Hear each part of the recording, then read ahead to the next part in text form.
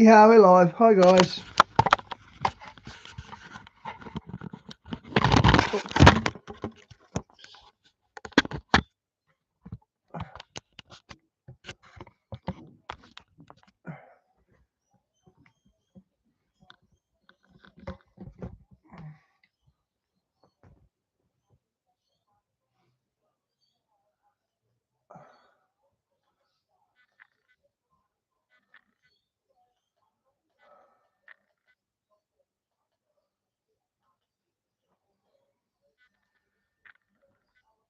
Life's too short for long recipes. Every plate. Get stuck in. With world-class expertise and local insight, Dexus creates. Tom didn't want to study behind. Already look at the ads. Wow. When he can do his field. 3 ads already. If you get Christ in your life, you don't live in fear, no matter what's going to happen. Because you know it's all part of the prophecy of the last days. Okay? And so when you know that, you still are at peace, no matter what happens. Hey, Diane, good to see ya. I don't want Come on, things man. to happen. There's a lot of things I don't want to see happen. But I know that I know this. Let not your heart be troubled. Jesus said, let not your heart be troubled. You believe in God, believe also in me. For in my Father's house are many mansions. If it were not so, I would have told you. But I'm going to go and prepare a place for you. And where I go, I'll come again and receive you unto myself, that where I am, there you may be also. Jesus Christ told us, I'll never leave you, I'll never forsake you, but I'll go with you all the way, even to the end of the world. That means through the troubles and trials. And maybe this is Jacob's trouble. Maybe we're in that process. Which door, which prophecy, which thing is going to happen next? Well, prophecy experts all around the world are debating it, talking about it, and watching. In Iran, Diane, isn't that very telling? God's given Iran earthquakes. That's what's going on there. Wow. And maybe one of the guys who can help us with the answer. Hey, Di, I posted on this course that the Australians are sending soldiers to the Middle East. They're actually going to do help, like for they're going to feed them and things like that. They're not going in a military capacity in war. Thank God for that. Is joining us right now from somewhere around the world. Mike from around the world. Pastor Paul, God bless you, brother. How you doing, brother? It's so good to hear your voice. Wow, Mike. Whoa. Where are we, Mike? Well, we're these are busy days. Busy days. Oh. Looks like we're in the valley of decision. Oh, okay. Yeah, I like that. Down that way. So. Yeah, that's in the Bible. Jeremiah, I believe that Jeremiah was it easy. One of them said, multitudes and multitudes are in the valley of decision. For the day of the Lord is near in the valley of decision. All right. So, Mike, the president has put this in a 2-week window. I don't think that means he's going to wait the whole full 2 weeks. He'll decide along the process. Okay, I'm just going to say this. Trump has given about 3 or 4 deadlines so far that he didn't honour. I'm pretty sure he's threatened other nations and said, that's it, I'm drawing a line in the sand. But he actually does nothing about it when you think about it. So tell me what all the things that are rolling around in his mind and in his soul when he's in that office and he bows his head and he says, God help me, what do I do? What is it that he's faced with decisions that he's looking at? Potential decisions. He's got a lot on his plate, a lot to think about. There's a bunch of opinions and advisements coming from different directions, which, by the way, is good. But he's got a lot to think about. Yeah, Diane, 21 million cross your borders illegally. You're not going to, Trump or no one's going to have time to get rid of them. So whatever hits the fan this year, which is probably the big one's going to happen, you're going to have still 18 million migrants or something. I think it's too late for America. in the same way it's too late for Europe when they let in the Muslims into Germany and all that. They just take over the whole system. That 2-week remark is normally his response when he does when given some sort of an excuse. Hey, Talia, good to see you. Time to anybody. So he does that quite often when he's telling the media. Talia, I got to admit, I like what Trump's doing. He hasn't done anything I've disapproved of. Maybe he's been heavy-handed, but look what they done to him with Black Lives Matter. So I'm on board with what Trump's doing. You know, don't worry about it. I want to get to it. Don't worry about it. So he probably already has something in the works concerning Israel, though. There's an issue. There are a few issues. Okay. Oh boy, there are a few issues. Okay, help us on this. It's not going to be an easy decision. Yeah. It's not going to be favorable either way. Yeah, and I'll tell you why.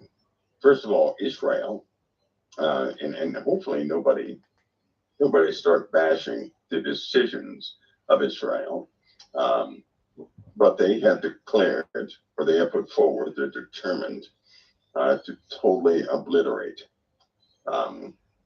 Iran's nuclear program, right. The whole thing, the right. whole thing. The whole thing. Okay, that means a committal to dismantle every single nuclear facility.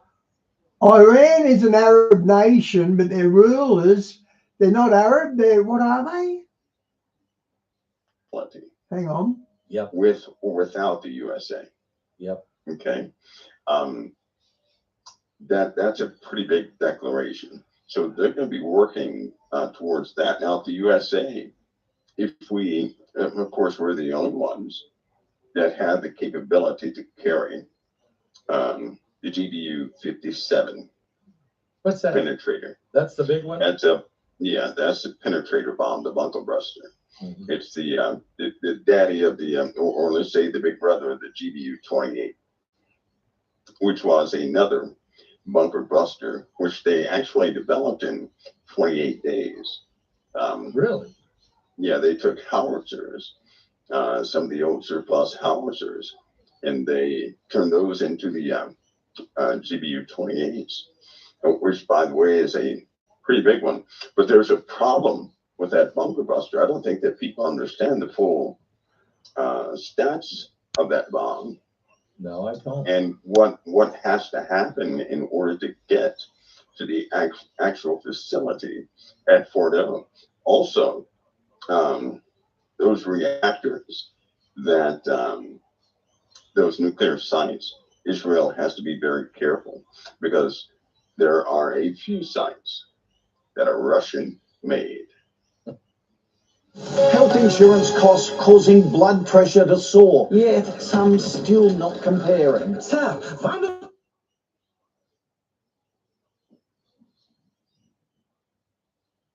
Stupid ads. I got the sound muted, so no one hears how loud the ads are. Oh, come on.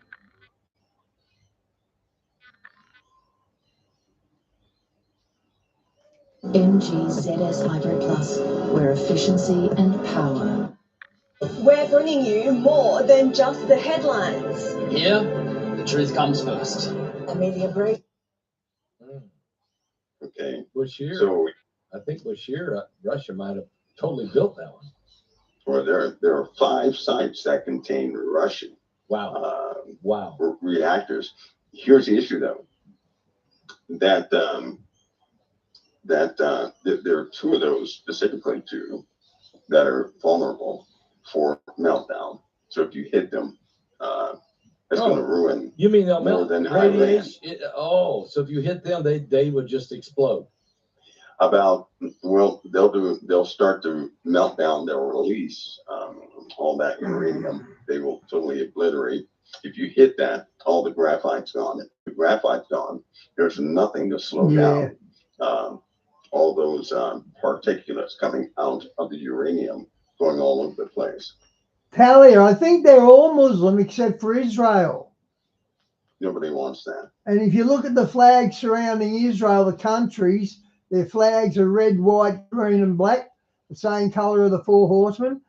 God's not trying to make it difficult here. He's doing it colour by numbers, and the four horsemen are represented in the Islamic flag. So, yeah, it's colour by numbers. It's pretty simple if you're listening. No. That would be another Chernobyl, right? That would be and Chernobyl already has problems, right? It's already leaking all over the place. So you face that issue, right? And by the way, that issue is it's just not a good situation. This is a bad situation. So you have that issue. So they got to be real careful in what they're doing, because there is some damage already that is going to cost the world, period. So this is a Diane, I'm going to do that link you just posted. I'm going to make that tomorrow's stream, because that's stuff we got to know about the occult and all that sort of stuff. We got to know the ins and outs of this. I'm actually going to play that. That looks interesting. Thank you for the link. Escalating issue. The people over there, they're already oppressed, Pastor Paul. Yeah, I know. And you have a lot of those people that were hoping that the world would rise up and kind of kick that regime out. A lot of people are not familiar with how Iran actually operates. They may have a nice, king or royalty, a president may be nice, but there is a controlling regime within that regime, and they are they're pretty vicious. So, Mike, what about and tell us about how that regime works? But all those guys that got killed around the Ayatollah, I mean, is that really hurt him a lot? No. Okay. And that's something it's also not well understood. Iran is very old. It's been around for a long time. Most of the conflicts that have ever come to Iran, the people changed on those that helped them. That happened with Russia. It happened with us. When Iran goes to war, for some odd reason, the people in that area, whether they have been oppressed or not, begin to defend Iran. They change. Pastor, it is a phenomenon that is so difficult to describe, because you would just see people who would absolutely be okay. Looking at the chat, is that Diane requesting a Paul Begley song? I think it is, Diane. pressed. They want to get out of that place, and all of a sudden, when they go to war, they change. They're in full defense. Even the prisoners are in full defense of Iran. Right. Wow. So you see what's starting here. Yeah. Right. It's already begun. So that regime, President Trump has a lot on his plate. Now back to this bunker buster. Okay. And this Fordo facility. That facility is 80 meters in the earth. Right. Okay. Guys, that's Diane using reverse psychology on me. She really does want me to play a Paul Begley song. The GPU 57 can penetrate 200 feet in the earth. That is 63 feet shy of 80 meters. A little short. Okay. So you're looking at a bomb with a 6,000-pound warhead, 2.4 tons of explosives packed in that warhead. That, yes, it can penetrate the earth, and it can penetrate 60 feet of ultra high performance concrete, which is what that facility is encased in. Okay, that's very difficult. There was a GPU 28 that hit a facility like that. Didn't do anything to it. It's simply stuck in the wall of the concrete. It is the only concrete that is reinforced, of course, with carbon and glass fiber. So it does not, it deforms. Okay. Concrete does not deform, it cracks. This concrete deforms. So anything that penetrates this concrete is going to get stuck in it. And they have multiple layers of that concrete, right? Okay. So you cannot drop just one bomb. A B-2 bomber carries is retrofitted to carry 2. We have 20 in the arsenal, right? That are specifically retrofitted to carry the GBU 57. It's going to take several aircraft to get to that facility, and they're going to have to be deadly accurate. It is a precision munition. So Diane, was it you who posted a link on how the country, how many fighter planes countries own, and they had a graph of it, and they had, like, let's say for argument's sake, Jordan, they owned 100 jet aircraft, Syria owned 200, let's say that. Well, it gets up to China. China has about 1,400 jet planes, fighter jets, but America's next, and America's got 14,000 jet planes. The others are in their hundreds. The Americans are in their thousands with the fighter planes. I did not know your military was that strong. 14,000 planes. That's a lot of planes. First one will That many planes, it'd be hard to be beat, wouldn't it? penetrate the earth. The second one will open up that penetrated area. The third, fourth to the, probably the 7th or 8th bomb will then penetrate the facility. But you have to eat through the walls. And that's if intelligence is correct concerning the depth. That intelligence came to Israel in 2009. Oh, that's been a long time. Okay, so in that facility, they began making that facility in 2002. In fact, in 2002, other papers went around suggesting, and the movements indicated that Iran had 2 working nuclear warheads. That was in 2002. Wow. Right. Yep. And the ICBMs, the actual vehicle to launch the warheads, Iran demonstrated that to the world. The world just forgets that the media is, they're brainwashing just about everybody because people have short memories. They can't remember Iran demonstrating space launching capabilities. So I totally forgot. So you're saying that they've already tested the ability to launch, and back in 2002, maybe 2009 or whatever, but 2002, they may have already got 2 bombs already ready, and now we know they can launch them. Yeah. Yeah, they already had that. Tell you, that was just the jet fighter planes. It wasn't doing the cargo planes or anything like that. That was just the fighter jets.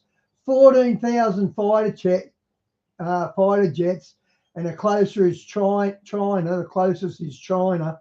I'm not sure how many China's got, but it's not 2,000. Put it that way. Flying. Even back then, they were saying Iran is 30 days away from breakout, this, that, and the other, because they knew that something took place back in the 90s, right? They knew Russia had left nuclear bomb or nuclear warheads in Iran, but they can't tell the public. I remember when the Soviet Union fell, they lost control of their nuclear arsenal for a couple of years. I'm pretty sure that's right. But the public would, if this was an accepted fact, if nobody disputed that fact, everybody in America would be nervous. Absolutely, right? Yes. And we would go to war in a heartbeat, right? That's not the smartest move. So keep that in mind. But these bunker busters may not do the job. Yeah, that's the point. They simply may not do the job. Here's the second problem. If that's an RBK reactor. Hey, Phil, good to see you, bro. Components used or manufactured by Russia. If they hit that facility, right, they're going to cause Iran to be poisonous to everything around it. That's not good. That's everything around it for about 1,000 to 2,000 miles. That's not good at all. No, that's not good. And in fact, this time period is not the right time to engage Iran because of weather patterns, right? Anything that happens in Iran will eventually traverse the northern hemisphere and come right to us. It's going to affect the whole world. It's going to come to us. It will eventually poison the northern hemisphere.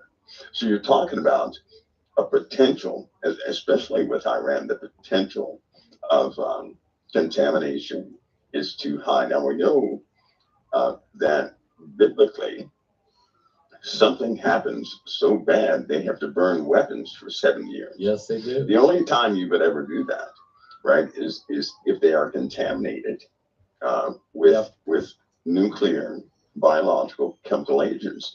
And in this case, because they even in the Bible it said they hired special people to put markers in the ground, right? Those are NBC markers, clearly NBC markers, which is an amazing thing that's in the Bible. Yeah, because the procedure is exactly that. Right on the money. Yes. And so we know that's going to happen. Mm-hmm. Is this going to be one of those moments where this breaks out? Here's the other issue. You ready? I'm ready. Since 2016, Iran, their power grid has been suffering. They've been having rolling blackouts. What was it, May 2025? That was not too long ago. In 2024, back in May, in both times, in both years. 2024, May, it wasn't too bad, but 2025, the city's power grid was depreciated. The leaders of Iran, they're losing control of their people. There's been something like 55,000 mosques shut down in Iran, and there's a lot of Muslims going outside revivals and coming to Christ. So the hierarchy, that Iran's bosses, they're out of options now, so they're going to take the ship down with them. That's what I think that's going on. Because their people are onto them, they're sick of them. Their rulers aren't even Arab, they're Persian, which is a different race apparently. I believe it was like 35,000. Yeah, it was at least 15%, 15 to 21% degradation in their power delivery, which means they had rolling blackouts for everybody, right? Rolling blackouts. That's not a lot of power they could use, but the demand went up, right? Okay. So a lot of people started to die in the month of May. Think about it. Because of the heat from no and power. lack That's of right. power. That's right. Water, no because power. of no power. So they already had a problem with the power grid. Yep. Now that Namaste. 안녕하세요. Hello from Ria Money Transfer. Hola. Running empty's a bit of a pain. At Origin, we're helping. Certain facilities have been bombed. It's a lot worse. It's a tragedy. You know, it's a very tragic. I mean, let me ask you, Mike. They've been in the dark the last 3 days pretty well, and there's no internet really to speak of, and people are fleeing Tehran by 6 lanes of traffic for miles and miles of people getting out of there. Where are they going? Where are they going? Well, believe it or not, they're leaving. The Bible says they hide in Petra. Tehran, because it's where the nuclear facilities after being hit are, right? Right. But they're not leaving the country. No. They're not leaving. It's the weirdest. They're getting out of the places that were being hit by Israel. Israel did tell the civilian populace that they were gonna hit these places. Yeah. Right? Because Israel did not want to have a bunch of civilian casualties. Right. So yeah, they left. But now those same individuals, the majority of those same individuals, are saying death to Israel. Yeah. Are you see what I'm saying? It's like that's why I said a real demon has been released big time. Because here's the situation now, and this is what President Trump has to consider. Even tonight, the Islamic world is beginning to muster behind Iran. Yeah, the Muslim Brotherhood even made an announcement. China is speaking out for Iran. Yeah. Right. Russia. Now, a lot of people listen. I have to tell you guys something. Got to be careful what you see on the internet. There was a report that some aircraft were dropping off supplies to Russia because there was a user that's on Flight 24 that was trying to suggest that Chinese aircraft were flying into Iran to drop off supplies. It was, that could be a true thing, but in that instance, that was fake. That wasn't real. Okay. That guy he's pushing propaganda for a specific reason, that specific user. So be careful of the I know it's frustrating, but be careful of the information out there. Anyway, though, China is because see, if the Strait of Hormuz or if they cut off the oil passageway, right, 80% of China is shut down. Oh, think about so that. China can't let that happen. 80% of China they can't is shut down. They're not going to let that happen. No, they can't. No. They're not, because that would be their death. Yep. That would be an immediate. I gave that link a bit of a glance, though. Wow. See, Trump has to. We know the dollar's going to fall. We know that, so that's what made me say, wow. Consider all of this. All of it. So because China's not going to permit that to happen, you know and I know that they will intervene. Absolutely. They're not going to do it covertly because China considers Iran to be one of their proxies. Yep. Just like North Korea. That's right.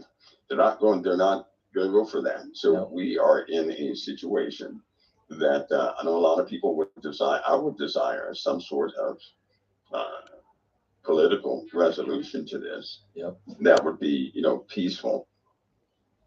But Pastor, unfortunately, right now there are too many things at stake. You know what, Diane? The last few summers, this is what they've done. Like we've had, let's say, for argument's sake, we're Celsius. Let's say we had 32 degrees Celsius, and let's say it went up to 38 degrees Celsius in summer. They start screaming climate change because of that. I remember as a kid that's what used to happen. You have millions of people right now who are they just want to be free. Not to mention Syria. This new leader in Syria, that guy that you went over, right? Yep. And all of his men. This guy is one of the worst people on the earth. He's bad.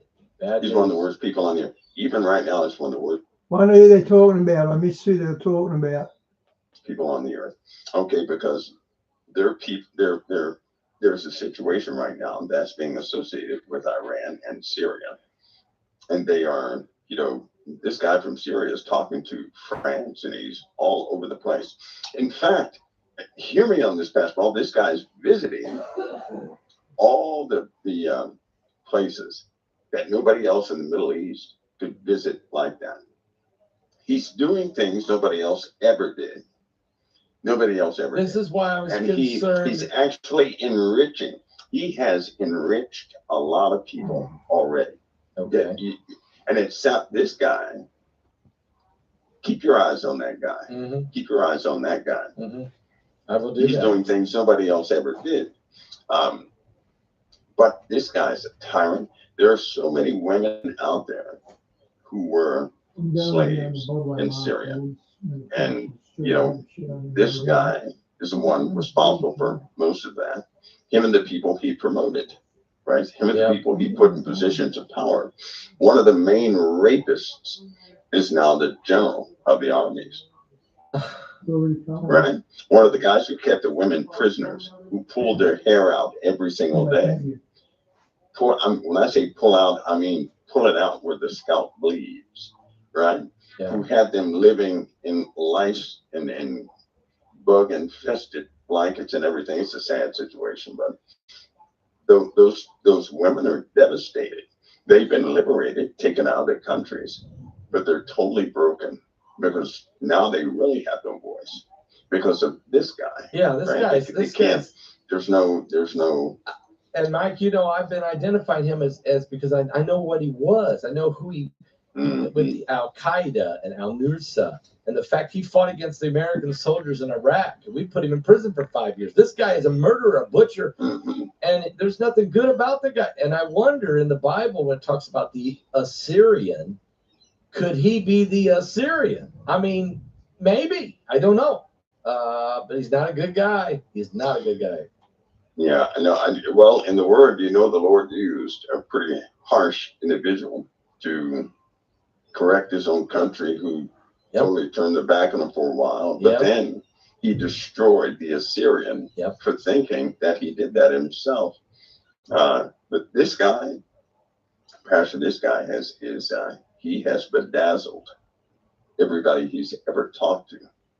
How could a person who's had his background, right, who has his record, take that position, and then leaders of the world open their arms to this guy? Are you telling me that, he sounds like the guy in the book of Daniel? Chapter 11. He sounds like that individual who comes up from us. This guy, keep your eyeballs on him, because he has a strong influence. The atmosphere around this guy is totally corrupted, but it's almost like people cannot tell it's corrupted. They're eager to meet this guy.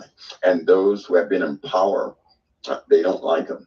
The people like him, but the people in power don't. The people within his province that were part of that government, they hate this guy. They hate him. But the people love the guy. The other world leaders are completely infatuated with him. Right. Yes. They're embracing they are. It's unbelievable. Yes, they are. It's unbelievable. I believe that President Trump is going to, that 2-week mark is for the media to consume. As for them, is whenever he does that, whenever he says 2 weeks, it's always been for the media to consume. He always did something prior to that time. Always. I think the decision's already been made.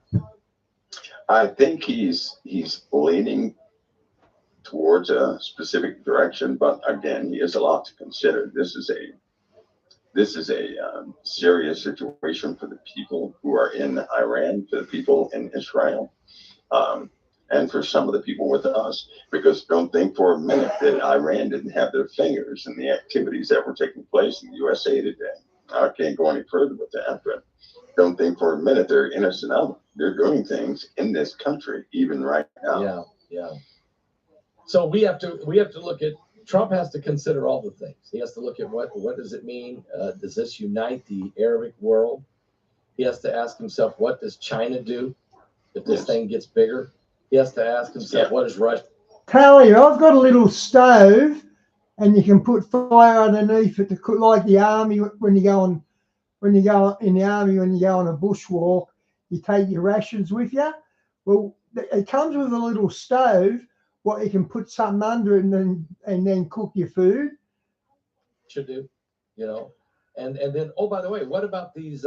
When we say unite the Islamic world, we're not saying just to go fight over there. We're talking about how many sleeper cells we got in here, in this country. Yeah.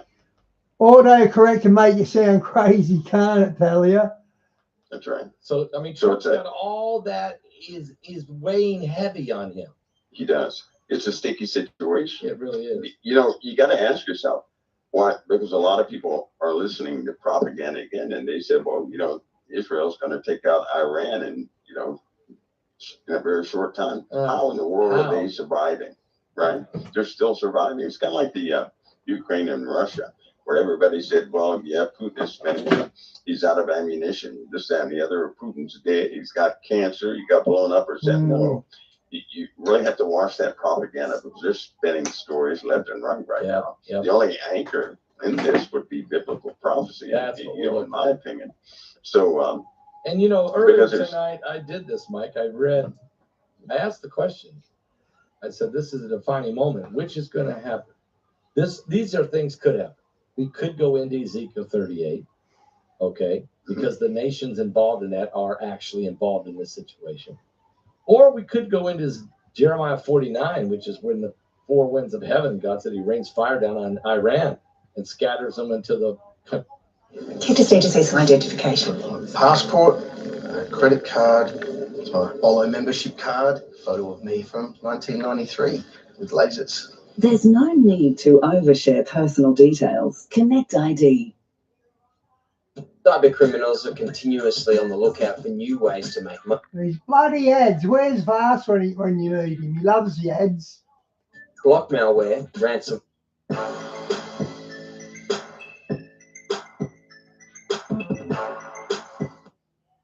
Countries of the world. And he says he does that in the latter days. You can read that in Jeremiah 49. Or are we about ready to see a false peace where they say peace and safety, then sudden destruction. 1 Thessalonians 5:3. Or are we going to see the signing of a covenant of many? Yeah. The Abraham Accord. We're able to. We're not going to have a World War III. We're going to sign an agreement. Daniel 9:27. Or could this be the wars and rumors of wars? Just that's all we're seeing right now is all part of what Jesus said. It's got to be rumors and rumors of war. Matthew 24. Or is Apollyon about ready to be released from the bottomless pit, and he brings the hordes of hell in World War III in Revelation 9:11? We're at this moment where which way will we go? Which one will happen first? We know all of these happen. All of these happen. Which one is what? Are we at a defining moment, Mike? Oh, we most certainly are right in the middle of a defining moment. I believe it's evolving. And, I really do. I believe it's evolving. Like, take, for example, Apollyon. We know that the angel gives a key. He's given a key, opens up the pit, Apollyon pops out, but he's popping out at a time that the world has already endured some things. Yeah. Right? Yeah. I agree. This is the beginning of a conflict. We haven't had this type conflict in a while, in a Western view. But if you take a step back and look at this from a people perspective, right? The Middle East has been in a type of struggle for quite some time now. The unification of those entities has never fully taken place. And speaking about the Islamic world, it's never fully taken place, not on this scale. But now that you have Pakistan being included, you have the Russian-Ukrainian issue, and Russia's already given a caution to the USA concerning Iran. I've even got a few cans of Spam. One thing I won't get, you ever seen them chickens they put in a can? They cook a chicken and put it in a can. Oh, it's so gross. I've seen someone eat that on the video once. So gross. You couldn't, never buy chicken in a can. We have a situation where Russia cannot afford to lose Iran. China can't afford to lose Iran. Pakistan is going to back Iran, and that's a nuclear nation. So we really have the development of something quite serious. It's just not going to go away overnight. I do not trust a peace issue. This peace issue could come from the Islamic world, period, right? Because I think things are starting to separate themselves into the Islamic world versus everybody else. That's what it seems to be. That's what it looks like. But you have China has already had a peace agreement to a degree with all these Islamic nations.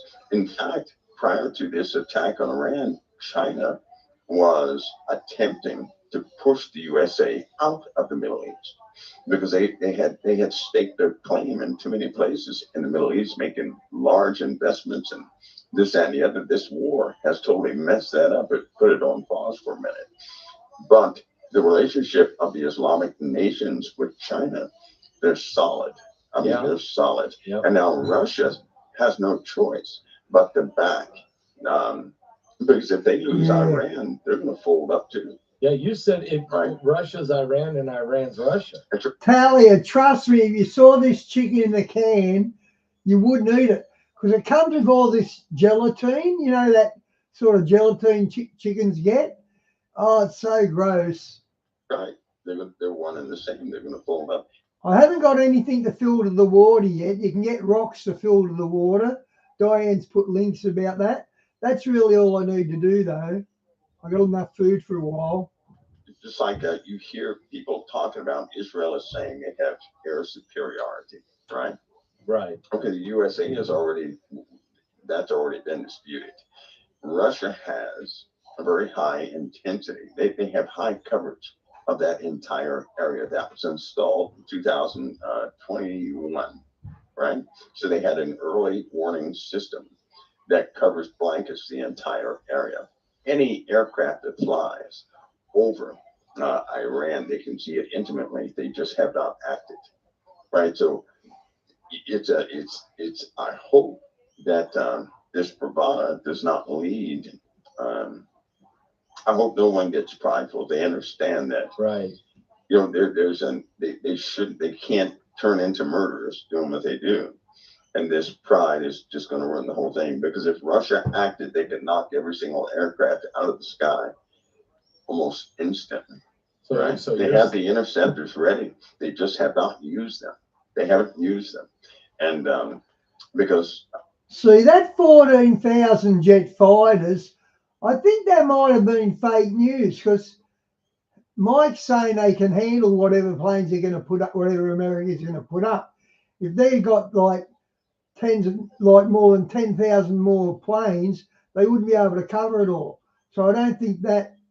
I think that might have been fake news about the 14,000 American jets. Israel is flying air Saudis. So here's what I see. Here's what I see. Just my humble opinion. Okay.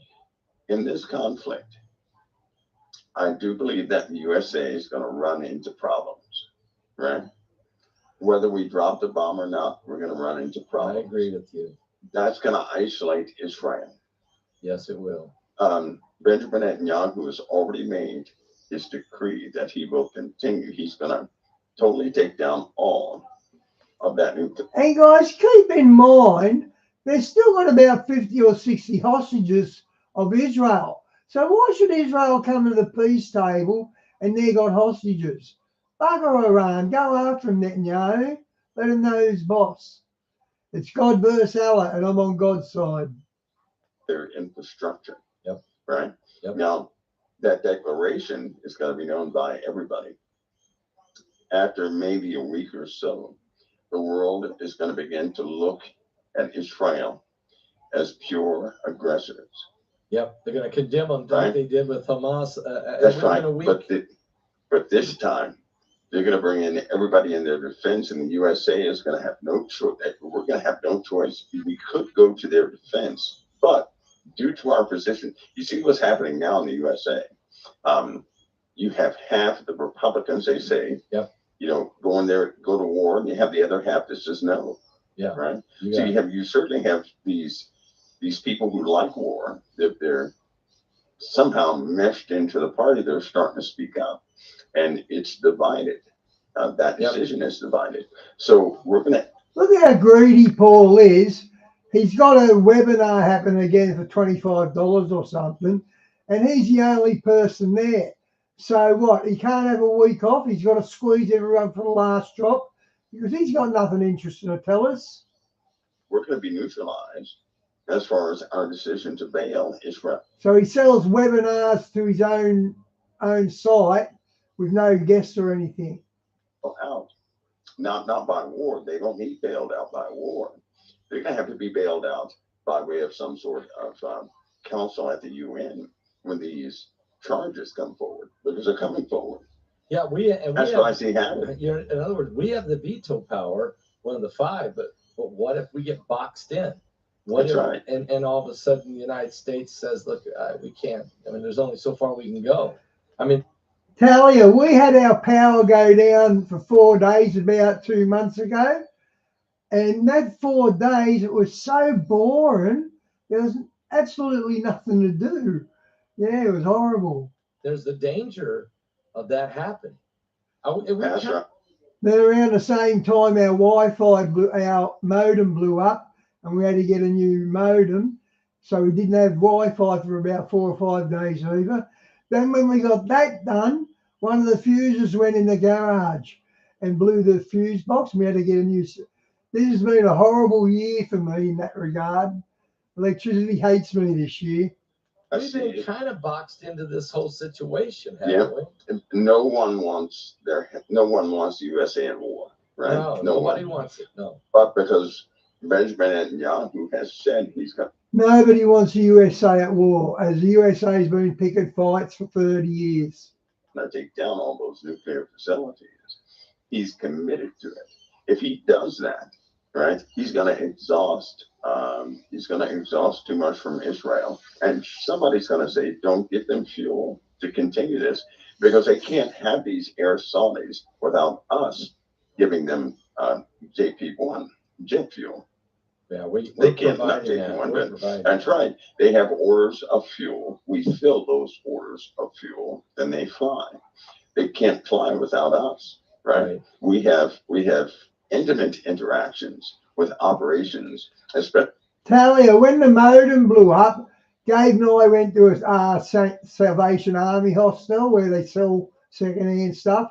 We just went in there and bought all these DVDs on David Attenborough and things like that. So we could watch it. We could watch DVDs, but we couldn't do Wi-Fi. And I haven't watched DVDs for years now. Comes to any type air size, and so we're going to be boxed in because if you look right now, the base, the Republican base, speaking of civilians, they don't want any part of war. Now we all know that the base of this presidency, they have a voice. They actually have a voice. And if they don't want war, well, then President Trump is going to serve the needs of the base, right? Yep. And there we are. So we're not going to get involved. Okay, you know that can easily happen, and Israel is going to be left holding the bag. Yep. And the entire Islamic kingdom is going to start, throwing charges at Israel. In fact, that's already starting. Yeah. And the suggestion for the first time, right, to disarm Israel has been proposed. You've been saying that I for guarantee 2 or 3 you years. it's going to get major support. Yeah, you've been saying that they're going to try to disarm Israel, and how you do it is force the Americans to not arm them. Mm-hmm. And then we're getting boxed in, and where Trump is now in a situation where he's like, I got to stand with Israel. Yeah, I was about to say Trump's not giving Ukraine any money, but he has approved some arms for Israel. I'm not sure how much arms, like it's billions of dollars. So America are helping the Israelis on not on the slide, but unofficially, like. Right, but if I do, I get boxed in with the whole Islamic world, the Russians, Chinese. There's only so far we can go, and plus my base don't want to fight this anyway. So he's kind of in this really bad moment. I mean, this is what I'm saying. That man's laying his head on the desk. Yes, begging God to tell him what should I do. Yes. He's going to be fatigued. Even right now, first of all, he's standing with Israel, but he had no choice not to stand with this war. I know he had to do right. it. So that's why he backed out of joining in with the attack with Israel. He totally backed out. Yeah. Right. But he stands with Israel, but he cannot stand with this fighting, and he had to make that point clear to everybody. So we already know, in part, his stance on that. So here we are, we're right in the middle of it, not to include our celestial issues and what's about to happen on the earth. The earth is doing. Let's talk about that, because some wicked things here lately. The sun just erupted again just before the show to come on. Yeah, it is.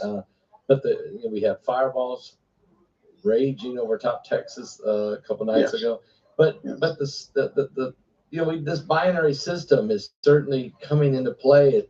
Talia, I've got Gary Wayne's Genesis 6 conspiracy. So I read a lot of that when the power went down. It's shaking everything up. So let's talk a little bit about what the earth is going to ready to go through, Mike. The earth is degrading.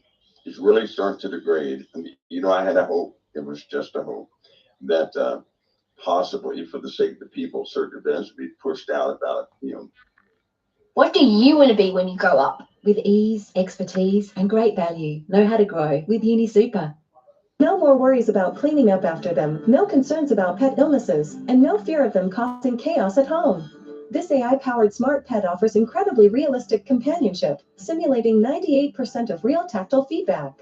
Its fur is addictively soft, and it will act playfully and roll around when you pet its head. The purring is so lifelike that you might think you have a real furry friend. Look at that, that's a robot. You can customize the type of pet you want and take it anywhere you go. Pack it in your suitcase for business trips or... That's a robot, guys. Check that out. You'd think it was a real dog. The first 100 customers can even enjoy a slot for exclusive customization. Opportunities are limited, so click the link to purchase now. My granddaughter would love that. 100 years, but it doesn't look that way. some people know this, but at COT, there's a monitoring of sensors dealing with geological events. And so a lot of data is parsed when it comes into COT to do that. We have developing electrical problems in the atmosphere over California. That's a clear indication of an earthquake, right? And volcanic activity right over the ocean. It's like a real dog dying. I had to make sure it was a robot. But when he pulls his guts open, you see all the wires. But gee, they do it well. It's building up. I mean, it's like I wonder what it costs. It's almost like an explosive. Oh, if I was a kid, I'd buy one of them and take it to the shops, put it on the ground, and start berating the little dog so everyone thinks I'm picking on this dog. That goes off and it supercharges certain areas, and then it goes away. That actually originates inside the earth, and that area is becoming quite volatile. But not only that area, it's also spread to the middle of the USA and other countries, of course. But this is a worldwide phenomenon, which means we're about to have a brand new scale of earthquakes coming in. I mean, a whole different scale of earthquakes. Yeah, we've been getting 4 points and under for like 2 or 3 years every day, like hundreds of days now. Diane posts the links, hundreds of volcanoes and earthquakes a day. Well, not so much volcanoes. You're saying we're going to be getting a lot of 7s and 8s? I mean, yeah, we're going to be on a brand new. It's not going to be good. It's not going to be good. You know, kind of like we have the 4s. We have a lot of 4s and 5s, right? Imagine if those were 6 and 7s. That would be bad. That would be bad. So that we're going to jump scale just like that. So it's going to be a bit more intense. Also, with something has happened. Is lava behind it, or is that God's work? With our atmosphere, just to make it plain, our atmosphere is somewhat shifting as far as it's the thickness of the atmosphere around the planet, right? Is pretty consistent, but now it's beginning to shift, right? It's almost like there are pressure points around the atmosphere, which is causing some big differentials in cold and heat. Is that atmospheric compression? And I mean, the equator is moving on. We might ask you about the equator in a minute, but the atmospheric compression. Yeah. And that's lower. It's making the jet stream closer to the ground.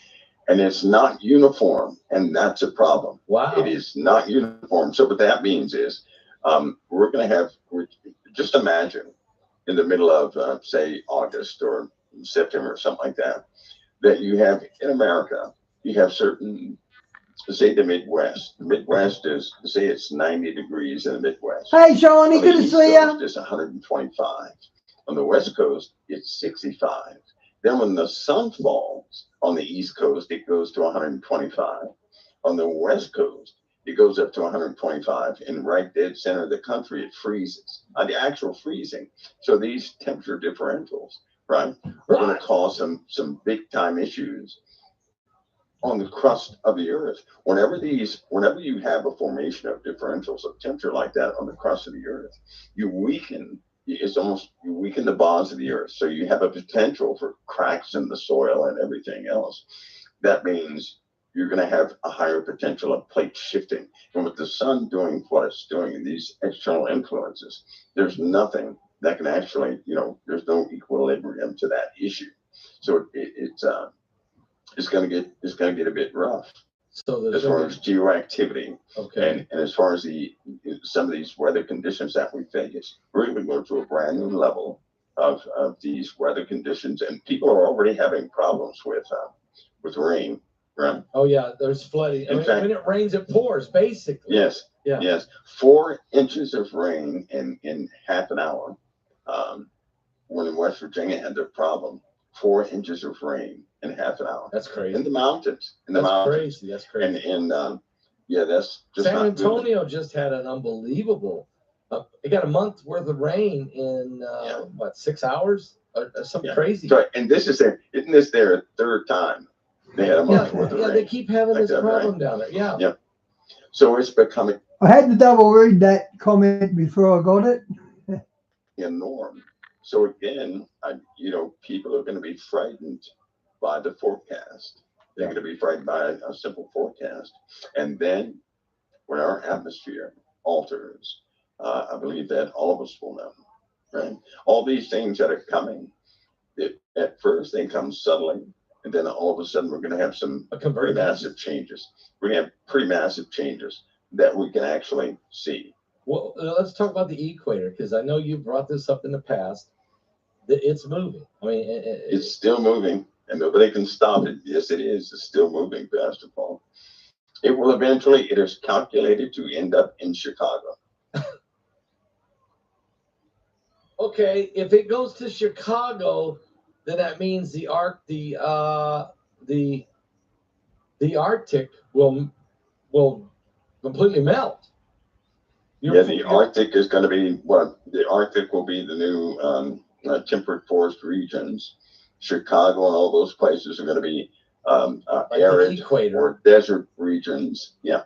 And then all the water levels are going to change, right? So the continents are going to be a bit different. Now, this ain't going to be a sudden swing, right? We're not going to just see this. No, it's progressively happening, though. Yeah. Right? Yeah. So now they also said it's somewhat exponential in how it's moving, right? Due to geometry. In other words, when something goes around when anything goes around a planet, when it reaches a certain point close to the planet, it speeds up. Then as it goes out, it slows down. So that type of inertia will have a continuation of speed, but it will, speed up as it gets closer to its closer to that center point, right dead center below Chicago, and then it will slow down, as it gets there. It's detected. They've already published quite a bit about it. Nothing can stop it. They're not quite sure what they can do about it, if anything. So, there's another issue that we're going to have. As that happens, Pastor Paul, we're going to have volcanic eruptions. Yep. Because our planet will always seek to have some sort of equilibrium for its rotation. That will shift magma within the Earth. As that magma shifts, we're gonna, things will go off. Yeah, volcanoes. And then at some point, they're gonna go off, and then that one scripture in the Bible where it says, there was a great earthquake, and every island and mountain were moved out of the place. Yep. Every island and Pastor Paul, that's the entire Earth. No, nothing survives. Nothing is going to be normal after that. Yeah. Right. So that there goes everybody's house and everybody's, everything. Everything. And we're reaching that. Guys, we had a big scare last night with my cousin's dog. We're looking after him because she's gone to Bali for a month. Anyway, last night I went to throw out some cutlet bones, and I wasn't looking, and he quickly grabbed the bone, and it got stuck in his mouth. And I didn't know that, so he in with Gabe, and Gabe's trying to get the bone out on her own. She couldn't do it. So she comes and tells me. I just shoved my hand down his throat and grabbed the bone and dragged it out. But if I couldn't have done that, you pay like $800 for x-rays and that on bones stuck in dogs. It's a very expensive malady. We're getting close to that time. I believe we're in that time. I don't think that's going to take the Earth. Yeah, tell you, your pet's your family. It's as simple as that. You cry for your pets like you cry for your family when they go. So I don't. I do I anyway. just want to make everything a little difficult for those who are still here on the Earth during that time. Yeah. I don't believe that's far away. It's happening. I don't believe it's that. in the process. There are too many observations. They spent another 9. Shawnee, I was a bit worried about sticking my hand down his throat because he's a strong bull mastiff. He's not a wussy dog. But he let me do it. I think he knew I was helping him. $100 billion on optics for space, right? Really? Why? What are they doing that for? Because you know what the simple truth is. Of course, they see something out there. They see it coming. They want all the details on that so they can save their own skins. Well, they're digging all the underground cities. They've been doing this, of course, for a long time. I mean, but basically that happened Now we're studying. We're finding out there's more civilizations that lived underground. Yeah. 4,000 and 5,000, 6,000 years ago. So we're redoing it again. We're going to do it again, right? As the Earth is changing. Let me ask you this, because this Saturday I'm going to be teaching on demonology, and I think I have. Shawnee, he's a big bull mastiff. Yeah, he's a bull mastiff, and he's a real big sook. The cats hang around him. Our dog Molly hangs around him. The cats freaked at first, but it didn't take long. Yeah, he's even friends with the cats. He's such a beautifully natured dog. To teach on it, everybody went. That's why I offered to look after him when she went on holidays, because he's a good-natured dog, but he's a handful. Around with the zombie apocalypse craze, but there were, and you said, as things progress, people's minds, even the animals, are going to be highly charged, highly affected. Are the demons, in your opinion, are the demons, the fallen angels, and their minions, are they becoming more active in this volatile time? Is that 100%? Why we see so many different issues? 100%. Well, first of all, Pastor, thank God you're covering that subject.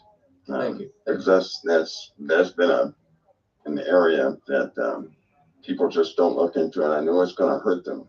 I know it's going to hurt them in the end if they don't get a hold of it. Yep. But yeah, I would say yes.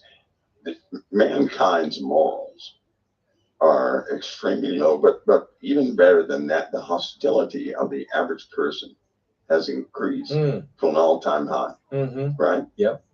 People are vicious, and Christians, even the believers out there, we can, we have human bodies which are prone to human emotions, which are influenced by this. And for the older guys here, do you remember at school, there was no such thing as ADHD, attention deficit disorder? There was nothing at all like that. Then after we left school, they started getting autism, and now it's really rampant autism. And I reckon that's a side effect of long-effected vax. I reckon it's the jabs doing that, giving us autism. I believe that. After what they done with COVID, nothing surprises me. Same entities that other people are influenced by, but even in our bodies, we can feel that frustration. If we did not have a born-again spirit, we would be just as hostile as ever. Shawnee, all these protesters against Trump, they're demonic. You can't reason with them. They're demonic. Everybody else. Now, the earth people are experiencing. It's almost like a break with reality. Yeah, that's true. They have a thirst for something, but they cannot identify what it is. They have an escapist attitude, which means they're ready to. A long time ago, people enjoyed the earth, right? They had dreams, and I could do this in the earth and do that. Or now that's been disrupted. Nobody has confidence in tomorrow. Nope. Want to take your ETF portfolio global? Access 100 of the world's largest stocks, including tech and consumer goods.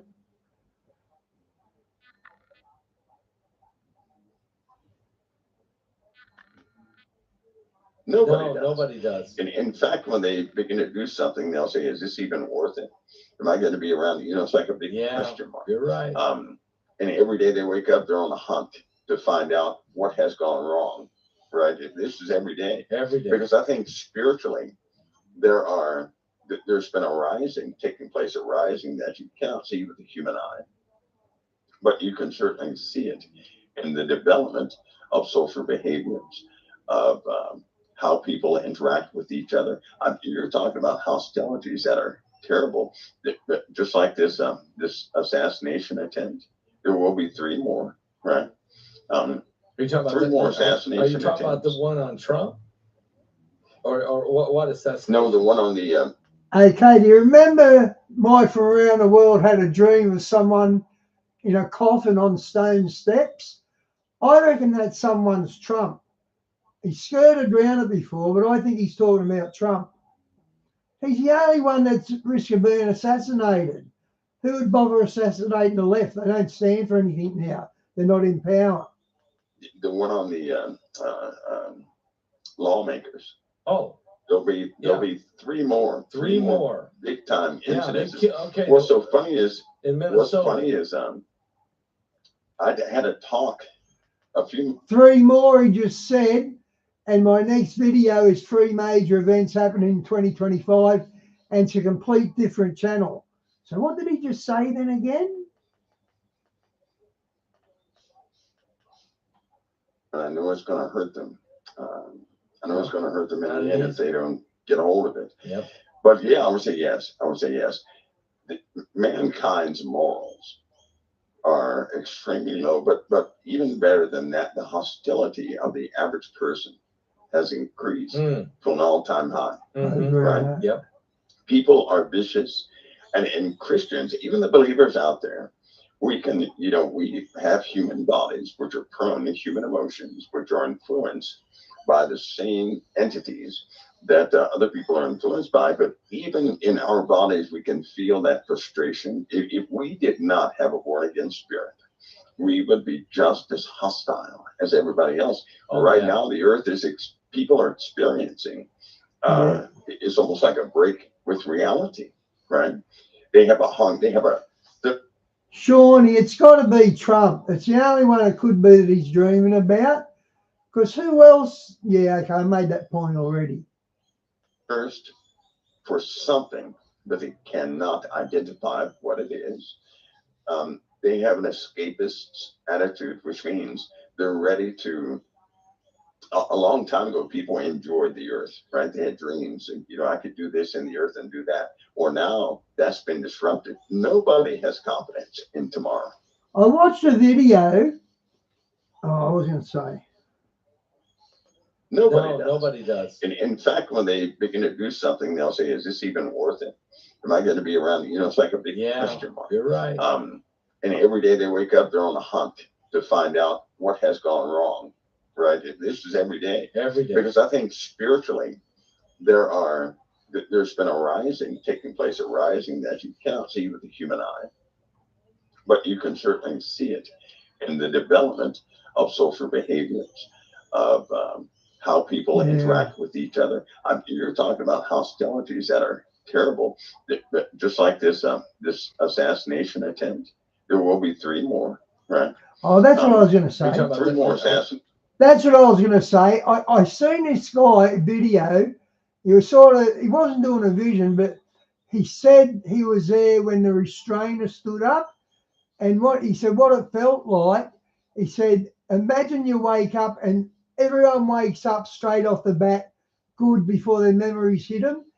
Everyone does that. Oh, fucking bloody hell. I forgot where I was going with it. Are you talking about the one on Trump? Or what is that? No, the one on the lawmakers.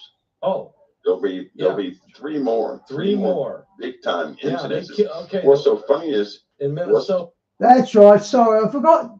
It's hard to talk and listen to this at the same time. Okay, this guy who dreamt the restrainer stood up.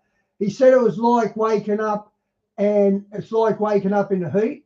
And he explained how when everyone wakes up, they're at peace as soon as they wake up until their memories hit them, and then that's when they start having attitudes about the day.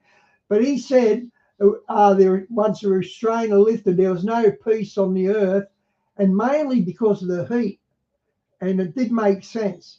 Guys, when I lose track like this, I'm trying to listen to this and talk to you guys and juggle my thoughts too. So I lose my train of thought sometimes. I don't mean to do that, but because I think like 2 questions ahead, I sort of catch myself out here and forget what I'm supposed to say.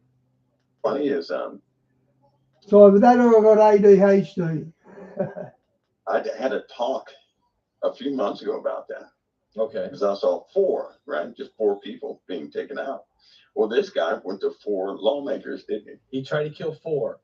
Yeah, he did. Yeah, Diane, you guys never bring it up when I do that, and I appreciate that. Yeah. And he had a list of 70. Yeah, there are going to be more because he's not alone. The chatter in America is too high for people like that. There's sleeper cells that are awake. They're planning right. They're doing things right now. I'll say it again. People witnessed something. They didn't know what it was. If people are having a difficult time to identify what their enemy is doing, but their enemy struck a big blow and it cannot be identified. See, because if the media does not confirm it, people are none the wiser. And they're totally dependent on the media. Right? Yep. And somehow, I just pray that breaks. But somehow, many things are obscured through media also. If they don't mention it, nobody believes it.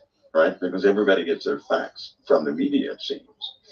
Guys, I wonder what it will be like by Christmas.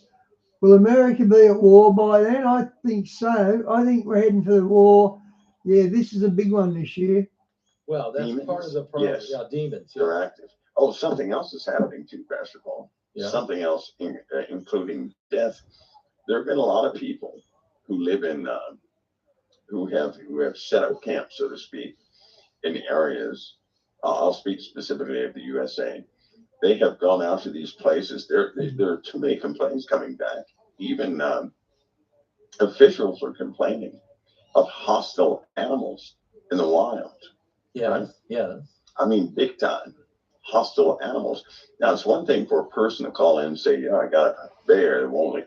And guys, as we know, animals play a big part in the last days. And look what happens when whales beach themselves or dolphins beach themselves or whatever. That's God slowly taking our food supply. Because you take out one member of that food supply chain and it's totally disrupted. Something like that. But when you have a family that's been killed, right? Yeah. Lawmakers, children who they've been attacked. When you have hey, boss, good to see you, bro. Out there, like something in between a polar bear and a grizzly walking around, a huge bear, something like that walking around. What? Things like that are happening they're just multiplying all over the place. So, right? I mean, so mutant animals or demonic, yeah. I mean, skinwalker. I mean, there's all these things you hear about. Are you saying that there's strange stuff happening out there that's demonic? Well, you better believe it. Well, see, the government, right? Number one, the government cannot be forthcoming about all of what they know. There's no way in the world they're going to be forthcoming about everything. Yeah. Right? Okay. People want them to be, I know it's wishful thinking. Wasn't Fukushima, wasn't that a warning to Japan? Didn't that go off because they just didn't do something? I don't know what country caused it, but I'm pretty sure Fukushima was a man-made event. But they're going to drip certain things out, but there are other things. You know what I like to watch? I like to watch tidal waves in Asia and that. The power of the sea and watch what it does to cities. It just fascinates me. Water is the strongest because it just blows away whole cities. I enjoy that. I don't enjoy the misery that goes on. It's just interesting to see a tidal wave just wipe out cities. They will never talk about. And believe it or not, some of the stupidest things, some of the dumbest, craziest things, deal with some of the crazier topics. Guys, me and Vars rang each other on the night before last. We had a good chat. He's a good-looking rooster, guys. Turn out to be the true things. Yeah. Like all that money, all the money they spent at Skinwalker Ranch. The reason for the UAP program. I love storms, Phil. I love lightning. And by looking for giant beavers. Giant beavers? Yes. What? In Skinwalker That's where it started. Ranch? That's where it started. They were looking for giant beavers.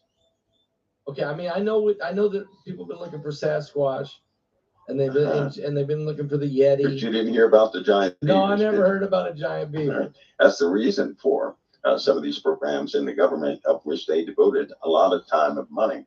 Why? Because it's not hogwash is a problem. It's a problem they would rather people talk about. He said giant beavers. I wonder if they survived the flood because everything was bigger the other side of the flood because the atmosphere was a lot stronger. Aliens, right? They don't want people to talk about what they're dealing with right here on this planet. But I can tell you right now, most of what people have been facing has been coming from underneath their feet. That's where it comes from, right underneath your feet. And crawling out from inside the earth. You're saying? Well, if you think about it, scientists, they find a brand new species. They find brand new animals and brand new insects and brand new this, that, and the other undiscovered species every single week. Think about that. That's species crazy. Nobody has ever seen before. Every single week. How many other creatures who may have an intelligence factor near ours? Who knows what they are? They could be the demons could fully inhabit these things. Yes. But certainly they would know how to dodge us. Right? Yeah. We were watching a video the other day, guys. I can't remember which video it was, but the whistleblower said that America has a real life mermaid. Now, if I got hold of a real live mermaid, I'd if it's sentient, I'd quiz it on what its spiritual beliefs and all that sort of things are. That'd be fascinating if a mermaid was sentient and you could communicate. Because I think you can. Because didn't they used to sing and make ships crash? So you can hear them. That I'd love to interview or talk to one of them. That'd be fascinating. So prideful, and of course, we know everything. We don't. That we like to say what does not exist. Yeah. And government entities use that to their advantage because the truth is that people knew. You know them big redwoods in California, the trees that are like 40 feet round. I reckon they are trees left over from the flood, because before the flood, the atmosphere is a lot heavier and condense more of oxygen. And guys have done experiments and done little climate areas and controlled the atmosphere. And when they did, after a couple of generations, the cockroaches grew bigger, a lot bigger. So that's what's happening. Probably pre-flood, they were like that. So probably that's where because how would a giant beaver I don't understand how a giant beaver would show up. I think it'd be a refuge from the flood.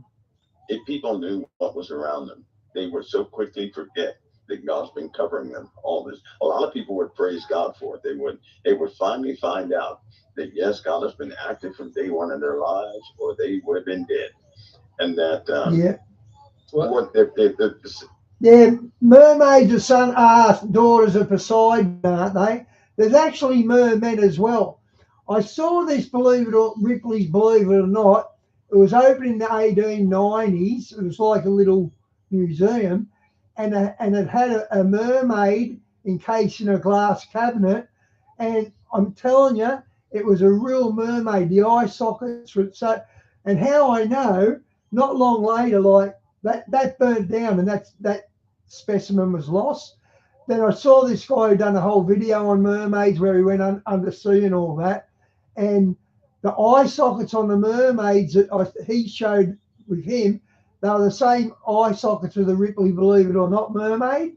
So they actually do believe.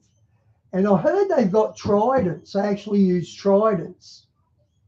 There are formidable things out there. Armies of these things are out there. Armies. You know, when you think about when Jesus cast the demons out of Legion, and I'll be talking a lot about that Saturday, those demons begged for... Yeah, there you go. They are thousands of years old. They're pre-flood us.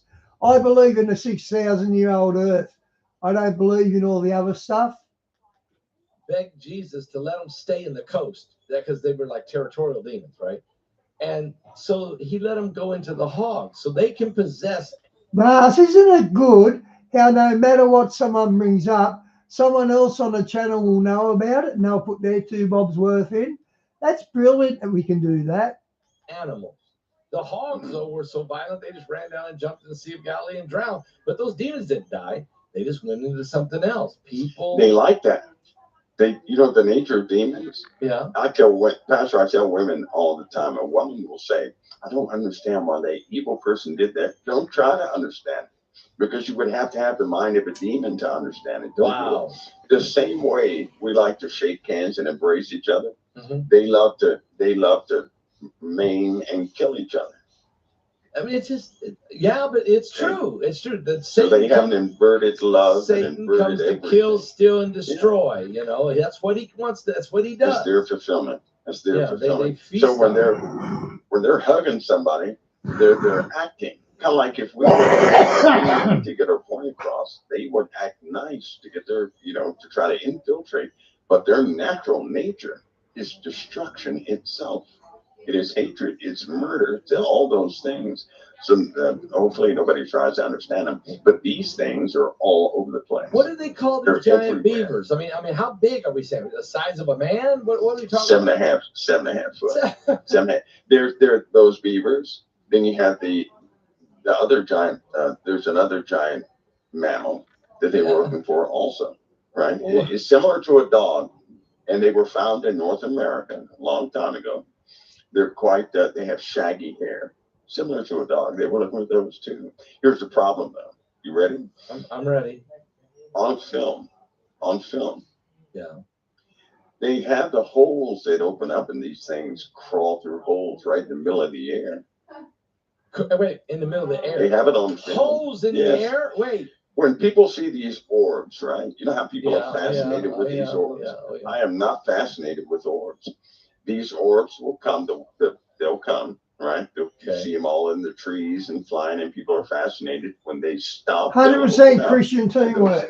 Come right out of them. Come down. So okay, let's say those orbs, inside the orbs are demonic entities that come crawling out.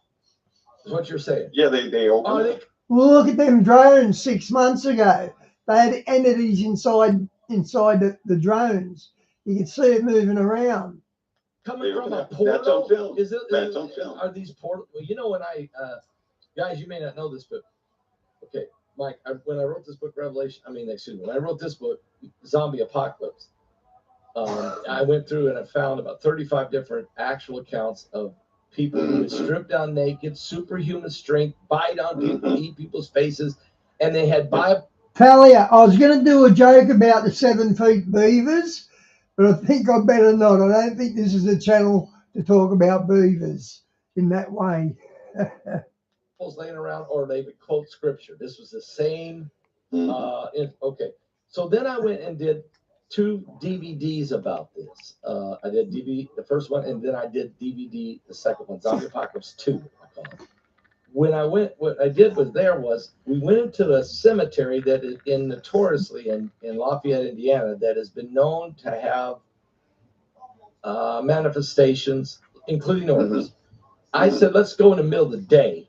I'll take them out there. We'll talk about this place, but that's all we're going to do.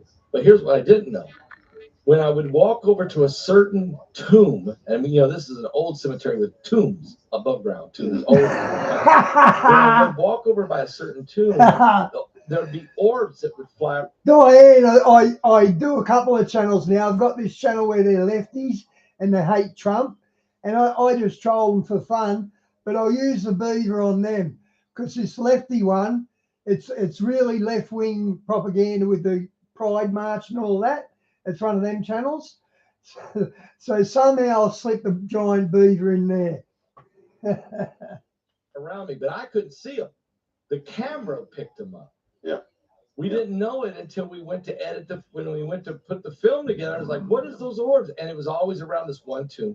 So I started figuring out then, and then we used different camera angles and the orbs would still come. And you can see it if you get the DVD. You can actually watch it. You'll see it. I didn't feel nothing. I didn't see anything, but they were there. So you're saying that these orbs, accountants can. The way I think of it, the way I understand it, orbs, they're souls. But souls go to heaven. So whose souls are they? Probably the giants. Savage, especially when they're writing old QuickBooks reviews. Rather have teeth drilled. A hot mess. QuickBooks and I are not friends. Today, things are a little different. Efficient, impressive. Cubo is user-friendly. Cubo, we'll take that. So, you savages, we've heard you, we've improved, and we're ready for our re-review.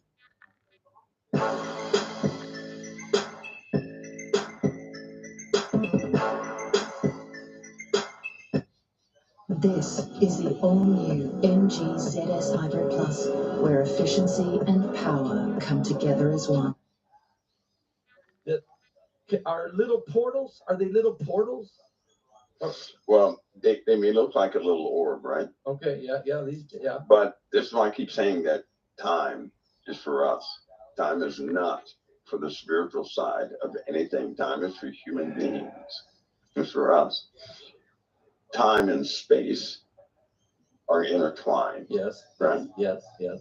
If so, those things that can traverse, these large, vast amounts of, distance. Yes. They also tamper with time. That's it. You're always going to find one or two. A lot of these scientists say, well, they can't go from, that solar system all the way to here. They don't have to. Time exists for us. It does not exist for them. They have a light experiment, right? They have a light experiment. They know for a fact, and CERN, I can't talk about that yet, but they know for a fact that we observe only a piece of light. The other piece you cannot see. When you shine a flashlight, do you not know that more light, you're shining in one direction, but there's more light coming back at your direction than going out in the opposite direction? You cannot observe the dark light, right? You can't observe that. No.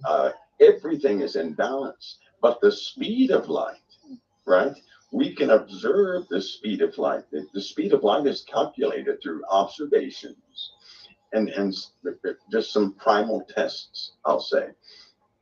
CERN has found out the opposite.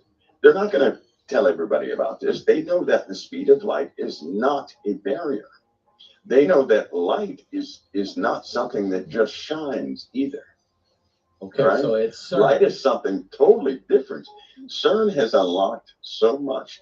And with CERN, what they've always hoped to do was to harness this other realm that nobody can touch, right? It's all around you all the time.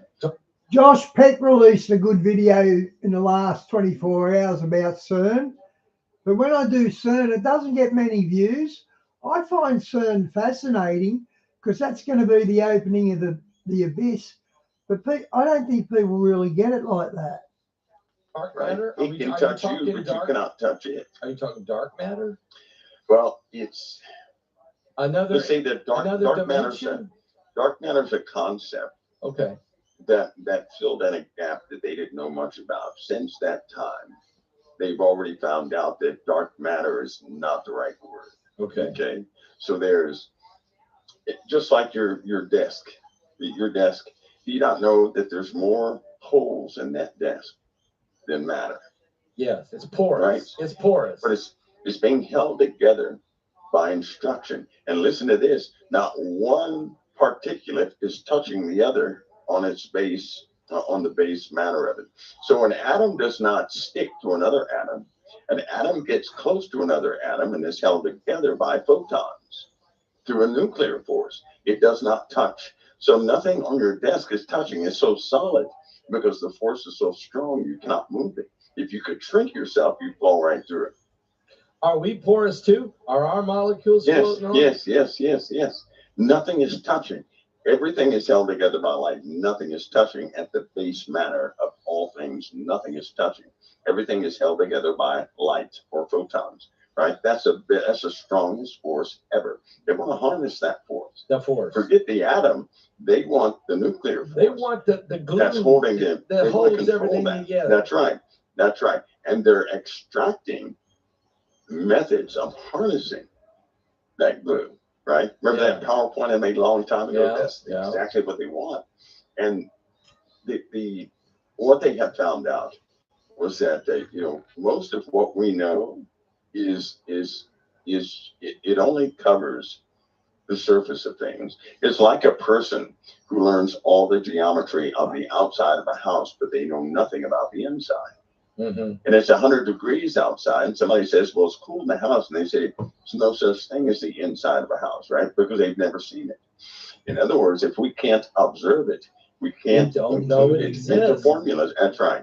And so is it another dimension? That's what people are facing. No, they found out it's not. It's in this realm of reality, but the rules we didn't have all the rules, and CERN is exposing the rules. Is this why Jesus could walk through a wall? Is this why? Yeah, because it's a lot. That's right. A lot of people think the spiritual realm is separate, right? Right. It's not separate. It's not separate. But the rule is this, that we're built to see a specific way. We're built to sense a specific way. So our bodies, we don't have the capability, right. of fully experiencing the spiritual realm that's everywhere. It can touch us. We can't touch So it. how did, when Philip, in the Bible, when Philip was preaching a revival in Samaria and it was doing great, and all of a sudden God he went, and he's in the desert 20 miles away over by Gaza. Yeah. How did he go there? I mean, it was. That, if you can think of it this way, the Father, right? The Father, he is the command behind all. I love these questions. All that exists. Okay. Right. Okay. So long as he exists, so does everything else exists. So think of his thought. His thought, it keeps everything together. By his declaration, his thought. If you ever thought something different, everything would be undone. Like Satan. Satan is no problem for the living God. He can simply say, well, just think Satan out of existence. I came up with a thought of, now I lost it again. Hang on. You didn't need to fight him or anything else. So everything is governed by what the Father dictates. And if somebody is transported from one area to the other, right? That's not a big feat, actually. But why? Because CERN also found out that one particulate on one side of the Earth is connected to another particulate on the other side of the galaxy.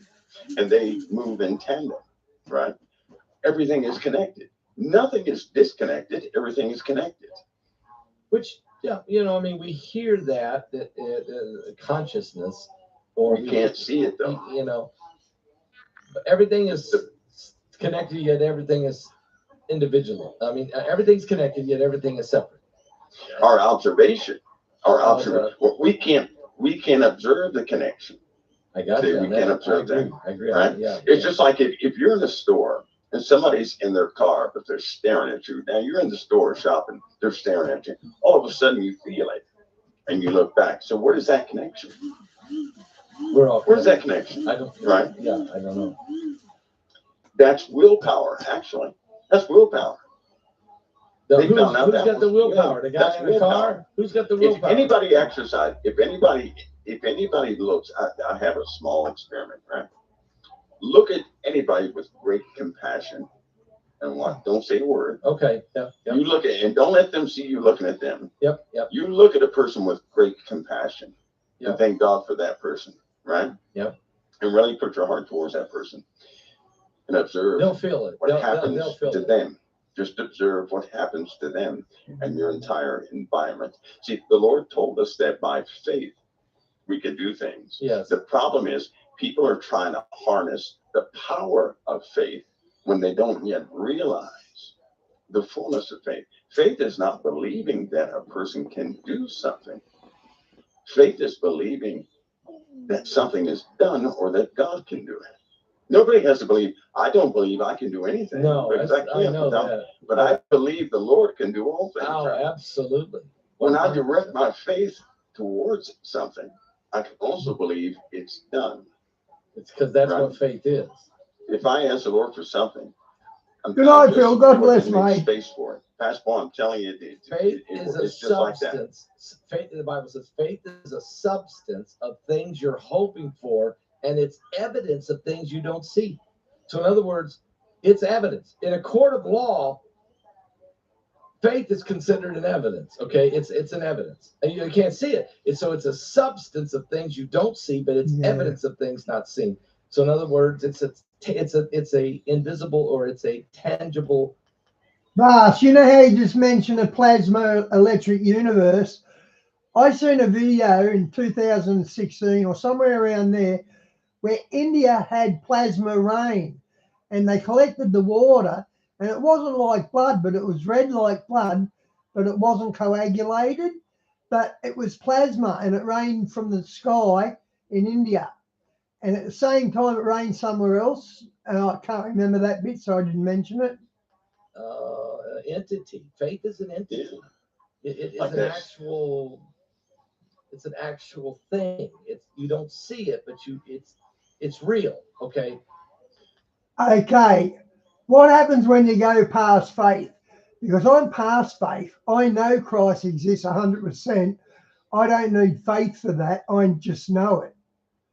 It's knowing Absolutely. that God. It's knowing God is what gives you faith. Okay. Yep. Yeah, there Hard you to go. explain this. It's like that. Just said that at the same time. I'm with you for once, Paul. It's just like this substance of things hoped for. And Scripture, evidence of things not right? seen. Right. Like Scripture. We hope for Scripture to be fulfilled in our lives. Yes, we do. The evidence of something not seen, wouldn't that be the confirmation? It's that unqualified belief we have in something, right? Yep. We know for a fact it can happen. Yep. We know for a fact God can do it. But people are trying to harness. They're saying, well, if I believe enough, it'll happen to me. No. I'll tell you what, believe that God can do it. That's right. Don't And believe then what you can do. Believe what He can do. Right. And make preparations for it. Amen. Faith without works is dead. Yeah. So if somebody prepared, right, for whatever they pray for, they prepare for it. And they live their life as though that preparation is there. Like if you pray for somebody to come back home, right, get the room ready. Yeah, get the room ready because they're coming. That's faith. That is not a dead work. That's right. That's not a dead work. That's faith. And a pastor, it works just like that person. They can can look at you and you turn back and look at them.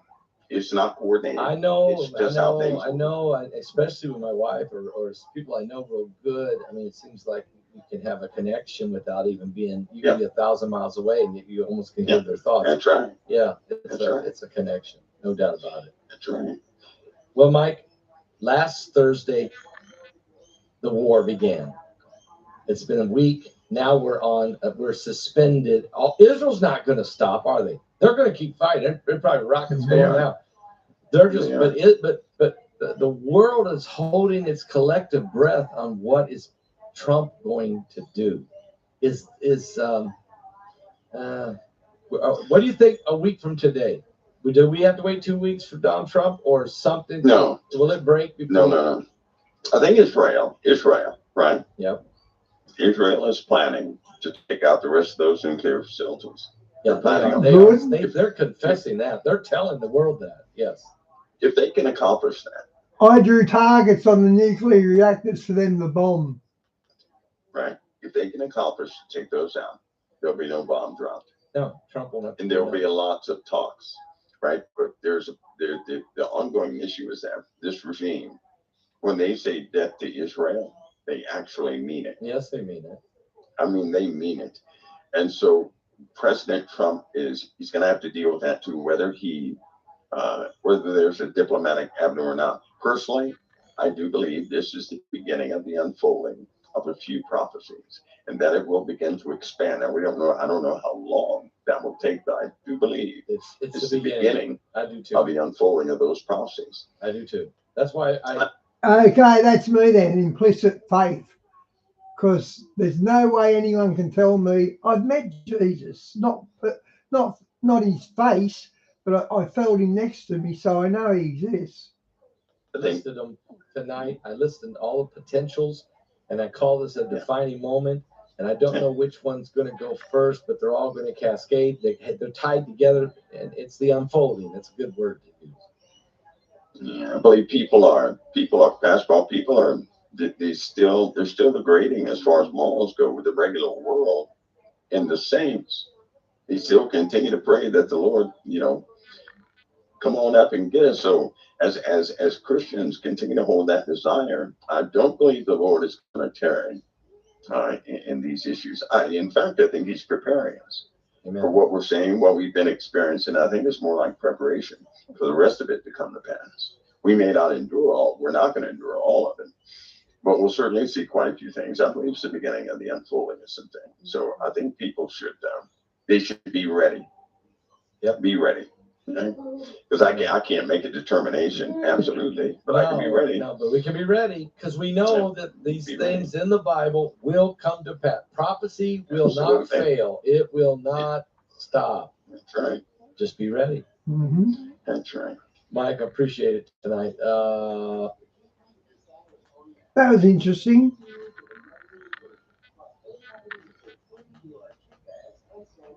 Where is it? Hang on.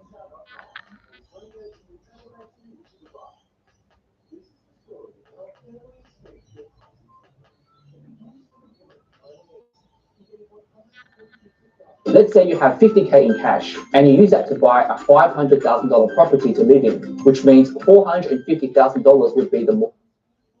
There's a little bit, maybe a month or two ago.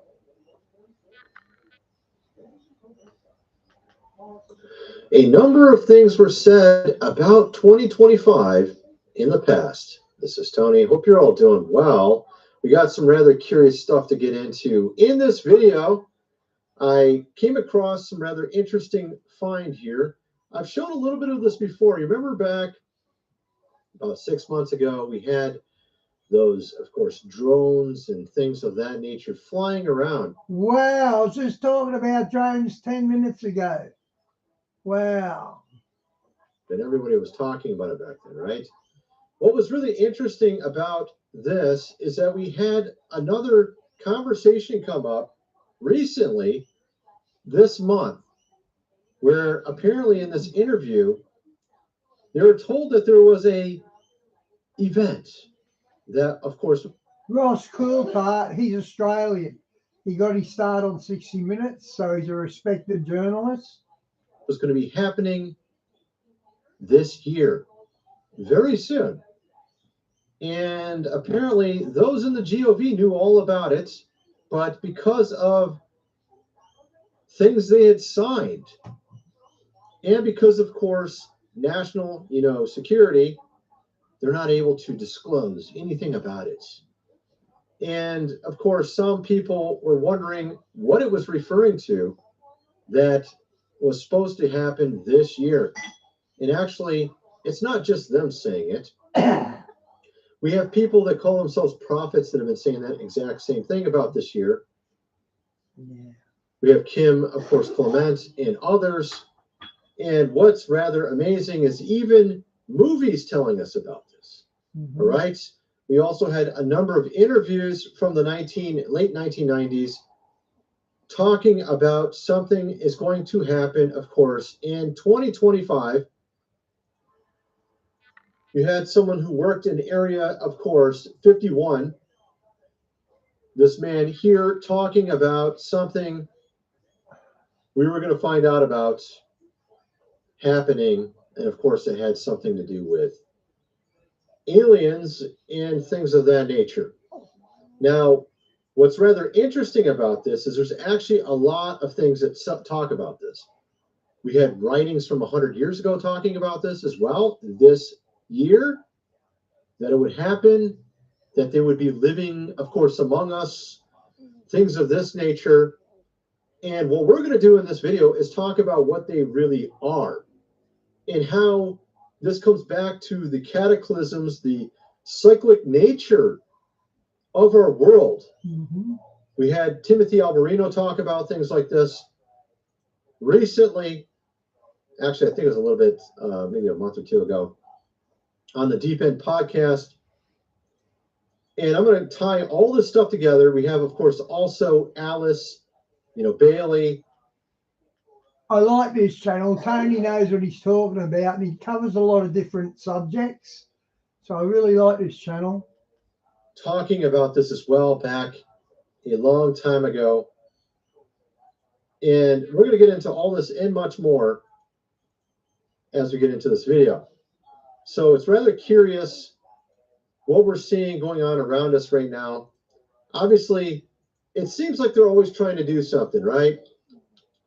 And now we're starting to see it come to a head. We have volcanoes going off left and right. We have all these things culminating in this year.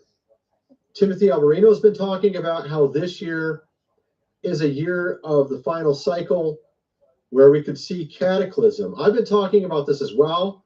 I said we exited the Red Dragon's age at the end of last year. We are now in the White Dragon's age. It's a completely different approach to the whole cyclic nature of our reality, but I found that through the Book of Esther.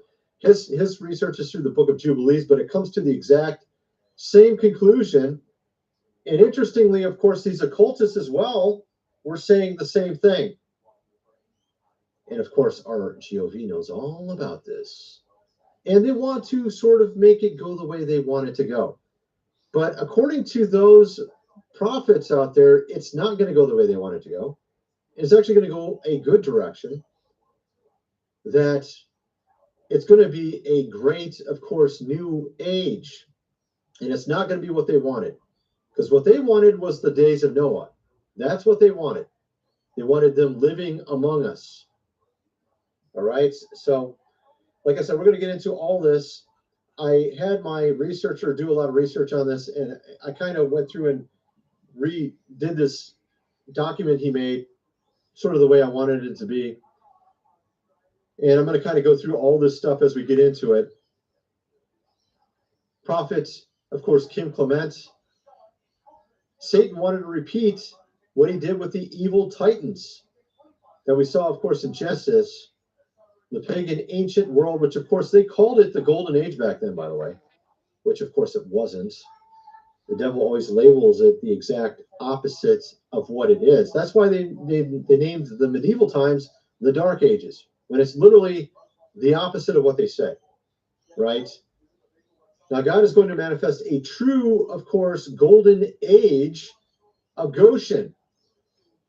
And we have here, of course, a number of things to get into. Let's start here with Alice, of course, Bailey. And, of course, in her document here, she had, this is from like 100 years ago almost, talking about the year 2025, signifies a watershed moment in our collective experience for the yoga cycle framework. Again, all these cycles, I mean, they're literally approaching this a little bit different way than I am, a different way than even Timothy Alvarino, but we all come to the exact same location. Very interesting. Of course, they have a different spin on it. So we have here the yoga cycle framework based on Saptarshi calendar indicates that the 21st March of 2025, the Kali Yuga will end. This will be followed by a long transitional period of 1,200 years, which the Greek... If these gods are so powerful they got the golden age, why couldn't they keep us in the golden age? How come we had to go into the silver and the bronze age? Don't make sense, does it? Philosophers called Ectrophus, I can't even pronounce this, Ectrophus, whatever you say. Conflagration, when the decadent structures, philosophies, and ideologies of the Kali Yuga will entirely be obliterated, and an ascent civilization based on elevated spiritual principles shall take root. Now, of course, the devil wanted to do it a little bit differently, obviously. His sort of idea of elevated principles means worshiping him. So we saw that pattern through Pike when he said, of course, the structure of all the, like World War II and all this. I don't know if you've seen that before in his prediction. What he was talking about was the devil wanted to separate everyone from faith, separate science and religion, bring about atheism, but then atheism will destroy itself, which we've already seen. And then their intent was to take that step of separation to bring in their form of light, which is darkness, of course, and then people embracing, obviously, the devil. This is what they ultimately wanted, but it's already failing. They have the age of Horus, which is what we just exited, which is the age of the child. Everyone does act. I don't know if you noticed, you looked at social media, you look at how people, influencers act. They act like children. They do ridiculous things. People still watch them because, honestly, our society is pretty much a child as well. And this is what Crowley was speaking about in his works. And he got these ideas from Alwas, which, of course, is the devil. Now, the devil wanted to take us into another age. I'm trying to remember how you pronounce it. Age of Themis, I think you call it, where it was about justice, or social, of course, justice, which, as you can see, has been an utter failure. The devil's completely failed on this one. And this is because he wanted 1,000 years. He wanted his own millennium. But he only got 500 years. If you understand the cyclic nature of the aeons, or the Onas with the 500-year Onas, as I've talked about with the book of Esther. You see it's where we actually went through a solar cycle exactly the same as Esther. I've shown it before in video. I don't have it open right now. I'm just going off all the stuff I've talked about in the past. The fact of the matter is you had Esther save. Diane, they'll get them robots working for us. Do you remember the Jetsons and they had that robot made? I can't remember her name. It'll sort of be like that. Like these robots are going to be so advanced. In fact, a guy, I seen this in the paper. An Australian went to Japan, and I'm just saying this is what happened. I read it in the paper. He brought a child sex doll back from Japan, and the coppers charged him like it was a real child. So they're pretty advanced with these robots.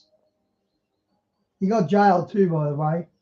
Israel in the ancient times, about 480 BC. And that they went from the Red Dragon Age to the White Dragon Age for 500 years until about 0 AD. The King of Kings was born in the White Dragon Age. And my nephew bought a sex doll for $2,000. I was so shocked when he told me. I thought, why would you tell me that? But he did. Age, but then it entered his life. I should have asked for a date. In the Red Dragon Age. So when he was about 30 years old, he was in the Red Dragon Age. And that's why it says in the New Testament, the God of this world is a devil. When it actually says the word world is aeon, which means age. The God of this age has blinded their eyes because it had switched from the White Dragon Age to the Red Dragon Age for 500 years, 0 AD to about 470 AD approximately. Good news. Was, or 480, somewhere in there, was the Red Dragon Age. And then when the medieval time started, that was 1,000 years of White Dragon. And now the devil, of course, wanted his 5,000 years, which, of course, he was not given that. He was given a short time. And I've talked about all this. I mean, honestly, go check out my video. Let's see here. Let me show you the one I'm talking about. Go check out this video, and I get into, and like I said, we're going to get into a ton of stuff. I'm just getting started here, but I'm kind of explaining stuff out. So if you go check out this video here, historical photos of the world you've never before seen, I actually get into some of this a little bit. I actually get into it in much better detail over on my website. If you go into, let's see here, I get into probably more detail right here, especially probably on one of these, any of these with the Vatican. I have had dreams as well about this. I don't want to get into all this here because it's actually a sort of a segue. I wanted to kind of stick on point because otherwise this video will be very long. So the point is that 2025 is a inflection point for all of this. We're seeing things already occur around us. We're seeing volcanic eruptions. We're seeing obviously what's going on in our society. It's been pretty crazy, as you've seen. The Middle, of course, East. And of course, the whole point behind December, January, with all these orbs and drones, was to introduce us to aliens, or the idea or concept of them being in a reality. Of course, the devil wanted to bring it fully in manifestation in 2025, and he's already failed. He's 3 months late. As you see with Alice here and what she wrote, they've already failed. Now, of course, they're not going to admit it. They're not going to admit that they're already failing. But it was at 21st of March, 2025. They have been failing. Look who's president. That's a failure right there for them. I mean, that right there is 100% a failure. Him getting in again is a complete failure for them. Matter of fact, him getting in the first time was a complete failure for them. So their plans have been denied by the true God in heaven. And of course, now we're seeing. And what did our GOP do? Yeah. They built, of course, things, underground. We're going to get into that. Let me play this clip from. Guys, we got a big electrical retailer called Harvey and Norman, and they done in the 90s. They shipped its factory out to Asia. I think it was China, so they can make, as you know, so they can make cheaper products. And then when Amazon come in and things like that, they started complaining and saying, well, you shouldn't go through Amazon, you should come through us, you should trust us, blah, blah, blah. But when they had their chance, they sold the factories off to Asia. And when Amazon got its own feet, they complained about it and said you should be loyal to us. Yet they weren't loyal to us as well, though. Flip from. So where I'm going with all this, all these CEOs, they sort of know what's going on, I reckon. Sean Ryan show of Timothy Alvarino talking about this. Check this out. It's a very sophisticated, complex system of tunnels. And for whatever reason, those people decided that they needed to live underground. It's like which we're doing again, by the way. It's like thousands and thousands. It could hold thousands and thousands and thousands of people. That's right. Maybe in anticipation of cataclysm. The flood. So the flood was one of the first cataclysms, major ones, obviously. Every major culture in the world has a story about it. I'm going to play something from Gary Wayne in a minute here about that. If you look at the Book of Giants and other books, it talks about them preparing because they know it was coming underground. In other ways, they were trying to prepare as well for this cataclysm. We're talking about the giants. And of course, interestingly, allegedly, some of these, aliens, of course, live apparently underground. Kind of strange, seems very similar, right? And of course, our GOV has been building these things for themselves for years and years now with our tax dollars, not for you and I, but for them. So it's kind of interesting. We're seeing the same pattern. We're seeing them also trying to resurrect the woolly mammoth, when in reality, if you look into it scientifically, it is not the woolly mammoth. And I was going to do a video about this, but I might as well just talk about it here. It's not the woolly mammoth. It's not the DNA from a woolly mammoth. It's actually from a different existing elephant. And then they took another completely different animal, used its fur and put it on it. And if you actually look into the woolly mammoth, and I saw this Joe Rogan episode where he had someone on, an expert talking about this. They found one with a tusk that had a bird's feather in it, and the feather was like a tropical bird. Perhaps these woolly mammoths didn't live in the freezing cold, but actually lived in tropical regions. And then what happened was, when the Great Deluge happened, the water went up into the stratosphere and came down frozen and froze them instantly where they were at. And that's why it appears that they were in a frozen tundra, is because they instantly were frozen. Now, I've covered that also on video in the past. So this is kind of how I look at these things. You have also, like I said, we've seen recently with all these sightings in particularly New Jersey back 6 months ago. I covered it in detail back then. We're still seeing them today as well. You have, of course, science fiction, which I'm obviously a fan of myself. I used to watch all the Star Trek, Star Wars. I watch Andor right now. You got this show called Andor, which of course has been doing quite well of recent. The storyline's gotten much better. You see, all these type of sci-fi shows are very popular. People get into them. It sort of reinforces what they tell us, of course, about our reality. And also you have movies like Men in Black, Independence Day with Will Smith, with aliens among us, or coming, of course, against us in the case of Independence Day, the movie. And of course, this all reinforces kind of what they want, for us to think. Recently, you had Mark Hamill from Luke, who played Luke Skywalker in Star Wars, the original Star Wars, on The View, talking about Star Wars, obviously, and other things, as you can see there on the screen. Our president. And it's like they're stars, and they reinforce, of course, how we're supposed to be seeing things. Interestingly, there's another movie called They Live, which I saw this over on End Times Productions. I thought this is interesting. Check this out. All right, everybody, buckle up, because we're about to go on a ride that connects the dots between Hollywood, big tech, ancient evil spirits, and you guessed it, the year What are you 2025. thinking of? And let me just finding tell you something real quick, because the pieces are falling into a place in a way that's either one big coincidence or the biggest reveal of our out? time. That's tonight, yeah. And he showed What time did this you clip say? here from the movie I was just Bring any referring to. drinks? I think it has Roddy, the guy from the wrestling, Rodney Piper. I think that's how you say his name. And what'd you tell him? These alien overlords, they brag about the year 2025, okay? This is not a joke. Here's the clip. Our projections show that by the year 2025, the entire planet. Oh my goodness, of course there's a I literally refreshed it so that wouldn't happen, and of course it does anyways.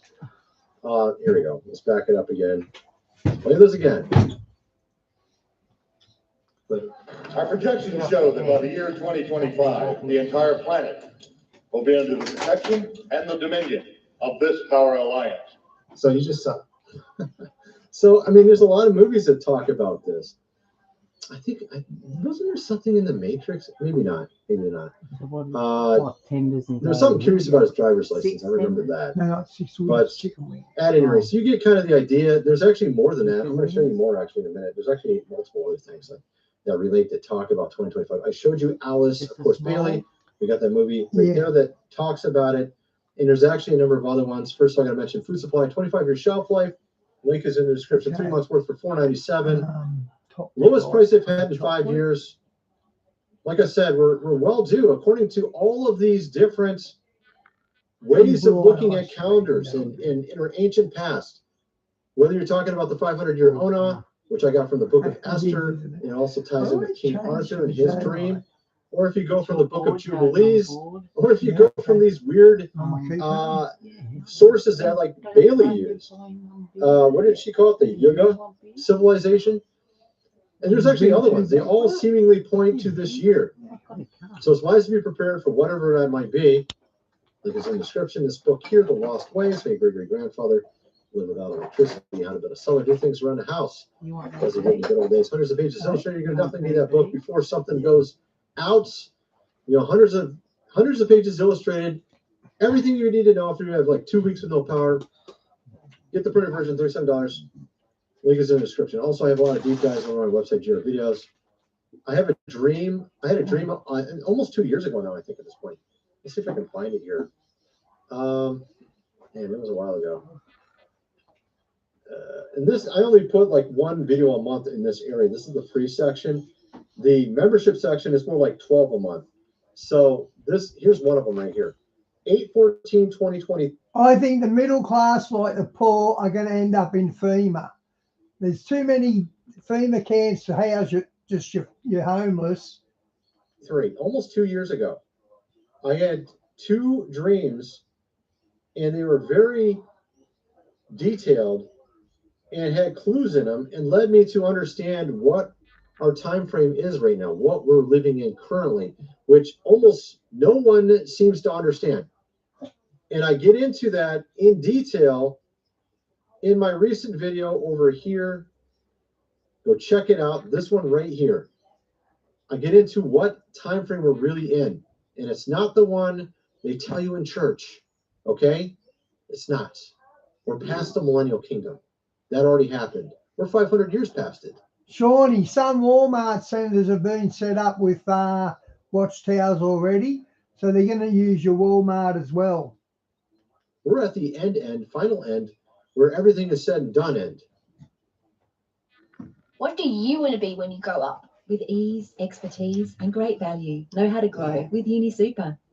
This is the fastest proven way to actually remove under eye bags with no Botox and no surgery. Okay, that's where we're at. He already got released. He was already in the bottomless pit for 1,000 years. He already got released. We've been dealing with him for 500 years. We're literally coming to the end of it all. Of course, he thinks he's going to continue. He wants another golden age like he saw in Genesis with the giants. He wants another one of those. And that's what he's trying to do right now. But he's already failing. You can see the cracks in his timeline, the devil's. It's completely failing. And I've been calling this for half a year already, that he's been failing. But he doesn't want anybody to know that. And God's timeline is now coming into play. We're in the white dragon age. The devil wanted 2 red dragon ages, and he didn't get what he wanted. At any rate, so let's get back to the video. So, of course, we have Kim Clement here talking about a certain time, hypnotic, November, strange, of course, July, talking about the summer, which we're in, talking about volcanic eruptions happening during that time, talking that many will fall, of course, in the fall. We're seeing all this stuff play out right now. He predicted this 10 years ago. This man here, Kim Clement, how many volcanoes have gone off of recent? I had to use Chat GPT. It's getting interesting because Google AI apparently is interesting. It has completely different answers than Chat GPT now. I wonder why. It's kind of interesting, actually. Mount Loatobi in Indonesia went off. Kilauea, is that how you say it? Volcano in Hawaii. Mount Etna. Lake James Peninsula, Iceland. You also have 2 underwater volcanoes about ready to erupt. You have one off the west coast between 2 plates on the extended fault line that goes all the way down to the San Andreas Fault. It's very far away from it, but it's between plates in the same line. You got another one over, what was it, between, I can't remember where it was at. Where was that at? It was like over by Japan, Philippines area. I can't remember where it was at exactly, but there's one over there. It's well about ready to go off. Underwater volcano. The one, it's off the west coast, a mile wide, not a small one. So you have those going on, which seem to correlate to his prediction. You have, of course, a number of prophecies of his coming true already, and many prophets saying we are in the month that he was predicting. And we're seeing a lot of things strangely fulfilled as well already. The Pope himself was one fulfillment. I talked about that in a previous video. We're seeing the tide turning. We're moving from the red dragon to the white dragon, and that's when cataclysms can happen. Here we have a clip of Timothy Alberino again. I'm trying to remember what this one was. I had it set up for something. Oh, yeah, okay, here we go. He's talking about the flood, which was the first one, major cataclysm, and when it was going to occur. It's interesting what he had to say here. Check this out. Because who received the revelation of the flood? Everyone says Noah. No. Enoch received the revelation of the flood. Noah was told to build the ark, but Enoch received the revelation of the flood and told his descendants that the flood was coming. When would the flood come? When his son Methuselah died. That was when the flood would come. And guess when the flood ensued? The year Methuselah died. How long did Methuselah live? I think it was 969 years. Well, that's the duration of a centennial. So he goes off the concept of the centennial. Very interesting, because that relates to what I was saying. I think my system is based off his, because he talks about the centennial at 969 years. And the system I was talking about was the concept also in Enoch about these 500-year time frames, which is not exactly 500 years, it's slightly less, which probably adds up to half of a centennial. Okay? And this is what it means when it says the devil has a short time, is he has less than a centennial. And I believe it meant half a centennial, or as I call it, in a 500-year ona. Or in the case of what is 969 divided by 2, let's go look and see what that is. 969 divided by 2 is 484 years. That actually makes sense, because a lot of these don't line up perfectly to a 500-year time frame. They're like almost 500 years. So you saw it during the time of King Arthur as well. King Arthur had a dream about a red and white dragon fighting. The red dragon was defeated. The red dragon represented Wales. The white dragon represented the Saxons. It also represented the red dragon as the devil and the white dragon as God. Okay? And you see with the pole with the serpent or dragon on it rose up in the wilderness, that was referring to God healing you. A lot of people wonder about that, because Jesus even referenced that as being on the cross, as saying he was symbolically the same as that. Well, obviously he's not a serpent, right? Well, actually, symbolically in Psalms, God is said to have flames coming out of his nostrils. He says he has wings. Everyone just assumes it's a bird. Perhaps it's a dragon. So God can represent himself as an animal as well if he wants to, as a good version, because he created everything originally. So God representing himself as a white dragon over in age, or a centennial, the last centennial like in medieval times, which is about 440 AD to about 1440 AD. And I cover that, like I said in that last video, go check it out. And I go through and I show Pope Sixtus III was literally born with the name Sixtus. And it says in Revelation about the mark, of course, and it's literally the same name. I showed it. I don't have it in front of me right now. Same exact 3 letters written in Greek was his name in about 400 AD. Written the exact same way. His mom gave him that name. It's the name of a man. It's a number of a man. 66 and another 6. His name was literally written the exact same way it's written in the New Testament and Revelation. The exact same way. And this is the man I talked about as being the false, or obviously the beast. And I go into detail and I talk about his history in that video and all the things that he was doing, which were very bad, and what he did in the church during that time, and how the next pope after him was named Pope Leo I, the great lion. The lion of the tribe of Judah was the next pope after Pope Sixtus in 450 or something AD. And then they had no Pope Sixtus for 1,000 years. And right after the exact ending of the medieval times, the Pope Sixtus IV comes, and one of his relatives was one of the most bloody guys ever in history in Rome. And I get into all that in my other video. Check it out. Very strange, very interesting. And it actually ties into my dream about when the devil got out of the pit and the first act he did, which actually had to do with a man named Gilles de Rais. And of course, he was friends with Joan of Arc. And in my dream, I was getting all these clues, and I went and did all this research, and I figured this all out. But you can check out my videos. Check out my. I wonder what happened with Joan of Arc. Was she inspired by God, or was she just a lunatic? The Catholics didn't like her, so that's a good sign. Dream from 2 years ago on my website, your videos. I showed it earlier. I think I got it still loaded here. Here it is. It's got Joan of Arc's picture and Gilles de Rais. Go check out this video. It was my dream from 2 years ago now. At any rate, so this is what helped me to understand really where we're at in time. Yeah. At any rate, so getting on to some of this other stuff we have. Diane, Trump said he's going after these politicians that made millions of dollars. Our pollies, as far as I know, we're not corrupt like that, as far as I know. Kim, of course, Clement, talking about these eruptions. Strange, of course, July, that's coming. Hypnotic, November. We got some interesting stuff happening in the next so many months. The next 6 months, many in the fall will fall. Talking not good people, of course. And that's why you're seeing in the church also a lot of people falling, is because God's pruning out the bad to replace them with the good. Yep. You have here, of course, Gilgamesh, who's the main enemy, even prophetically. I'm trying to remember where it's at. Is it Habakkuk? I can't even remember. Where it shows Jesus pitted against Gilgamesh. Our hero versus their hero. And it's in one of the prophecies. I think it's about Bethlehem where he was born or something. I can't remember. I don't got it in front of me. I think it's chapter 3. I'm sorry.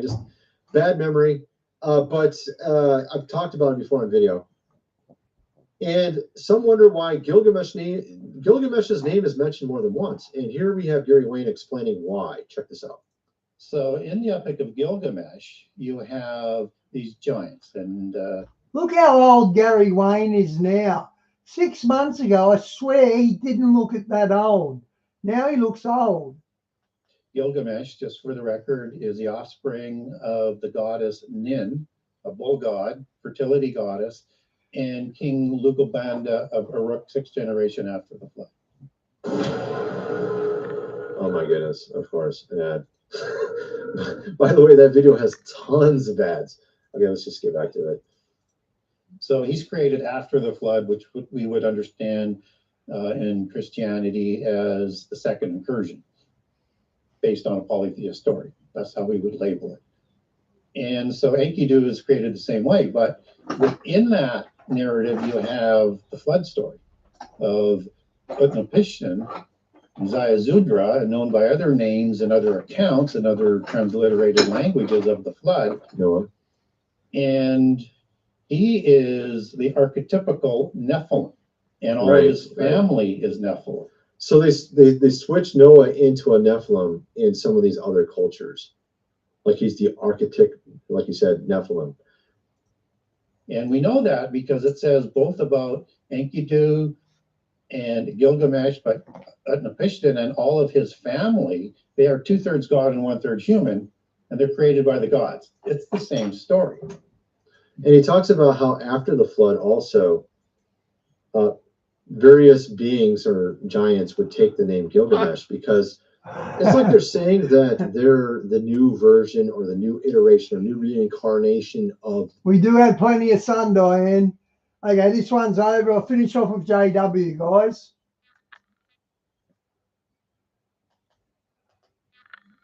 He brought something out interesting. Videos. No, that's not it.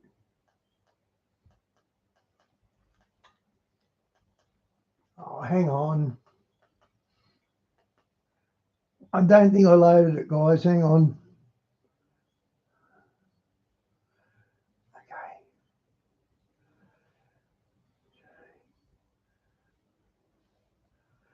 Okay, got it. Got it. Okay, this goes for half an hour, guys, and I'm hanging up. Did that load then? No.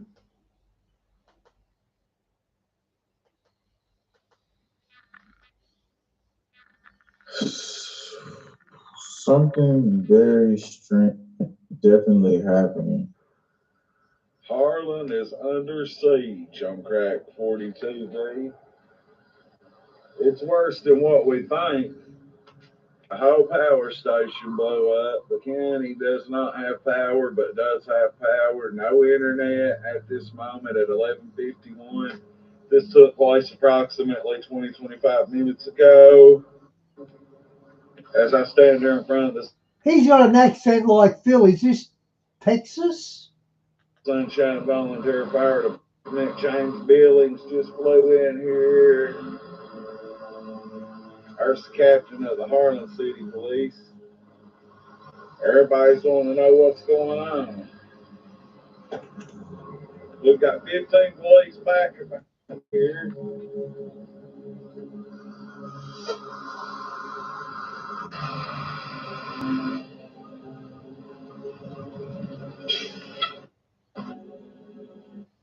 Kentucky, okay. So this is thanks, Ross.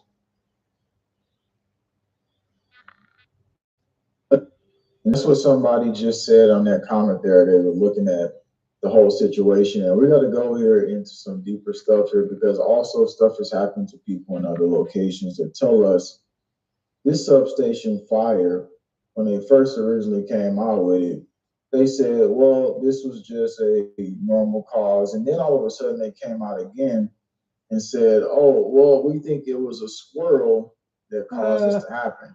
Yeah. So it doesn't sound like it's a normal cause at all, and they're trying to use a squirrel to cover up for something else. It seems very odd in this scenario. Now, another big thing that we see happening in neighborhoods that you need to be looking out for is apparently this person, I looked through it, this wasn't connected to ICE, so it wasn't connected to a raid. Apparently, this is some things that's just being announced through neighborhoods. Listen, active shooter.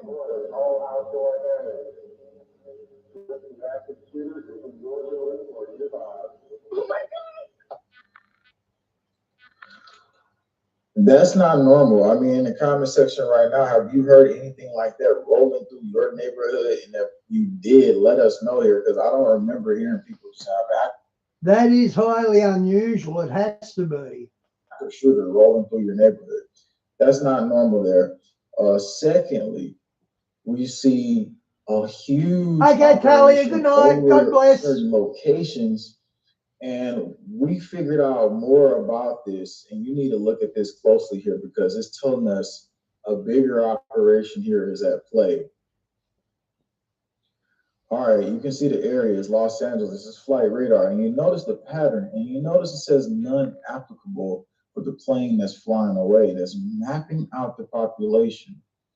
So what I do here is I then figure out, okay, so what is the name of this plane is what I go to look for.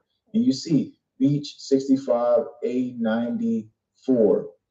And when we find that, the next step to it is, all right, so what does that plane actually do? That's my question. Should be your question too. It goes in to say it's a military transport and surveillance aircraft, and it's designed and developed by Model 87.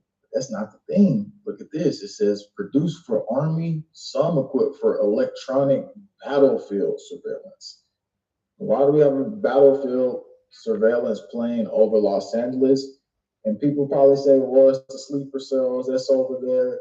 Others will say, well, I think it's because they're looking at us, and potentially we need to be worried about that. And that's the thing. That's the thing there. In between all of that, we know for a fact they're looking for certain people. We know they're trying to remove certain people. But is this a larger operation? I'll let y'all decide on that one. What we also see is one of the guys who's in the military has a video where he goes and says, we're bringing certain things to Los Angeles. He goes in to say, here's his page right here. You can see he's with the military. He says, did I also mention we're bringing mortars to LA? Now, clearly they're doing training, but some of the stuff he's showing also kind of lets me see, all right, it looks like they've also gotten a lot of equipment because they're getting prepared. Look at all these fuel cans they got preparing to just basically be ready for a long-term scenario. He got deployed over there to Los Angeles. What we also see is like these vehicles. What we have is these rotary blade helicopters. So it's two rotary blades, and you can look on screen here. And what they're doing is they're airdropping in vehicles, like let's say they're called Chinooks. They use them when I was in the army. They're Chinooks. There was an invasion or something that happened, and this is a training drill, yeah, but you got to see what the training drill is being done, how they're dropping the vehicles in, and that's how it would happen. Like, let's say it was a scenario where something broke out and they needed to deploy them right in the city areas. It was like crazy stuff going down. Here's the next big key to the picture, though. I'm going to take you into this video clip right here because another person outside of that was just listening and just hearing a little bit difference between the drills. They live in Santa Barbara. They just been noticing a little bit stuff that's happening around them. It's like the police are like crazy training. This is Santa Barbara.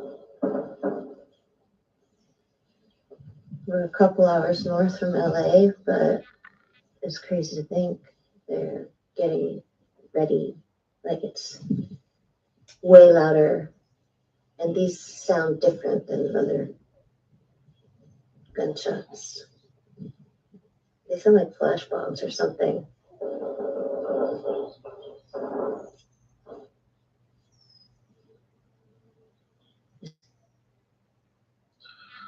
So that's the person hearing stuff, and I'm looking in the comments right now. People are saying they're training to shelter in place ourselves under curfews. Another person says the population. Oh, speaking of that training to shelter in place, I got something coming up, and also some stuff that people are experiencing inside their bodies because something was dropped, and we definitely confirmed that, which we'll reconfirm. And we're going to go into what people actually are experiencing here. Now, there's another clip here that you need to check out that I put into this as well. It's actually the same clip that I was showing you them being airdropped. All right, so here's the next big thing tying into the whole war plan. And actually stuff already happened, and we got the videos coming up of all that stuff too that's hitting the supply right now as we speak. So what they're trying to come out and say now, America could be hit with high-impact cyber attacks that just came out June 19, 2025. And they're trying to say that it's all-out war if America intervenes in Iran and go and try to basically start some more strikes or do whatever they do.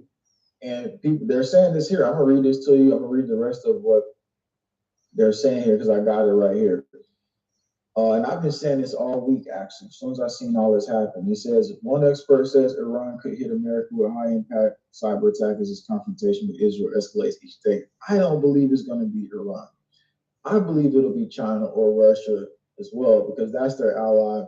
And I've basically been looking at this behind the scenes and saying all week, they don't have to start it right now. And people thinking like, oh, we're going to get bombed. No, it's probably going to be cyber attacks. Look at all the farmland that China owns around us. Look at the farmland.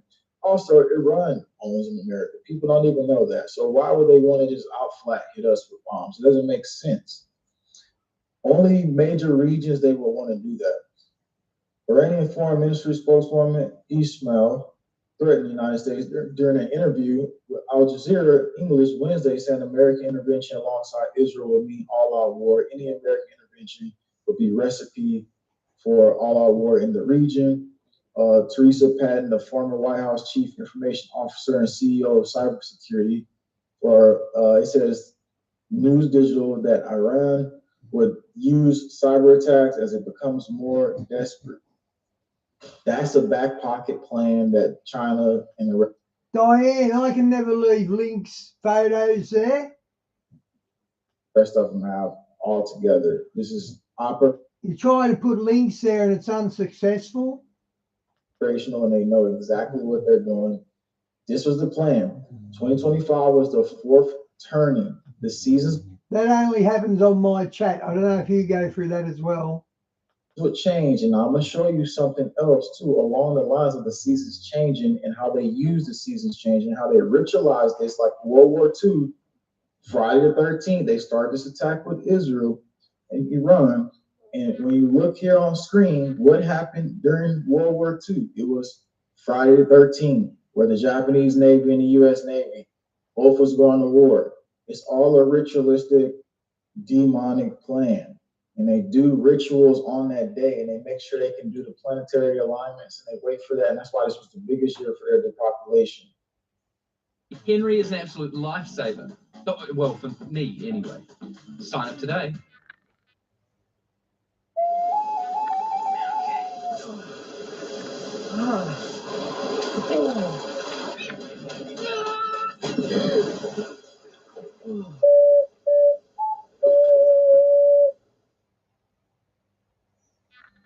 Now, moving into that, we're going to go into a little bit more evidence on some of what could be happening based on some more of the alignments that they're going to be probably using. So let's check this out, though. In the most recent going, cyber attack on Whole Food supplier disrupts supply chain again.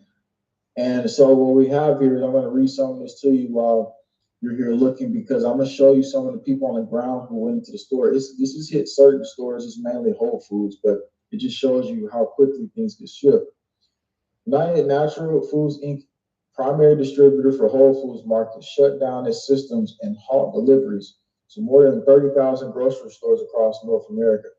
Nearly 2 weeks later, which is now, the company is still operating on a limited basis, relying on workarounds and manual processes. This was not a minor glitch, but a direct hit to the digital backbone of the food supply chain. And it's basically saying that this is how these cyber attacks can cripple and dismantle our infrastructure. Today, I went to go get some dry food myself, got some dry beans, made sure I was ready and prepared for this, because this is not a scenario of getting all the dry food possible. There's people in stores showing their story on the ground of what happened with this cyber attack.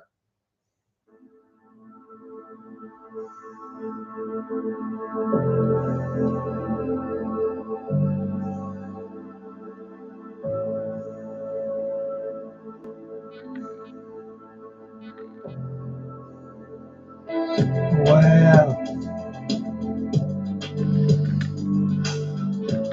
I went down the shops yesterday, I think it was, and the chocolates I usually get, they weren't there, and neither was the sodas. We call sodas soft drinks. there's a big shortage of soft drinks as well.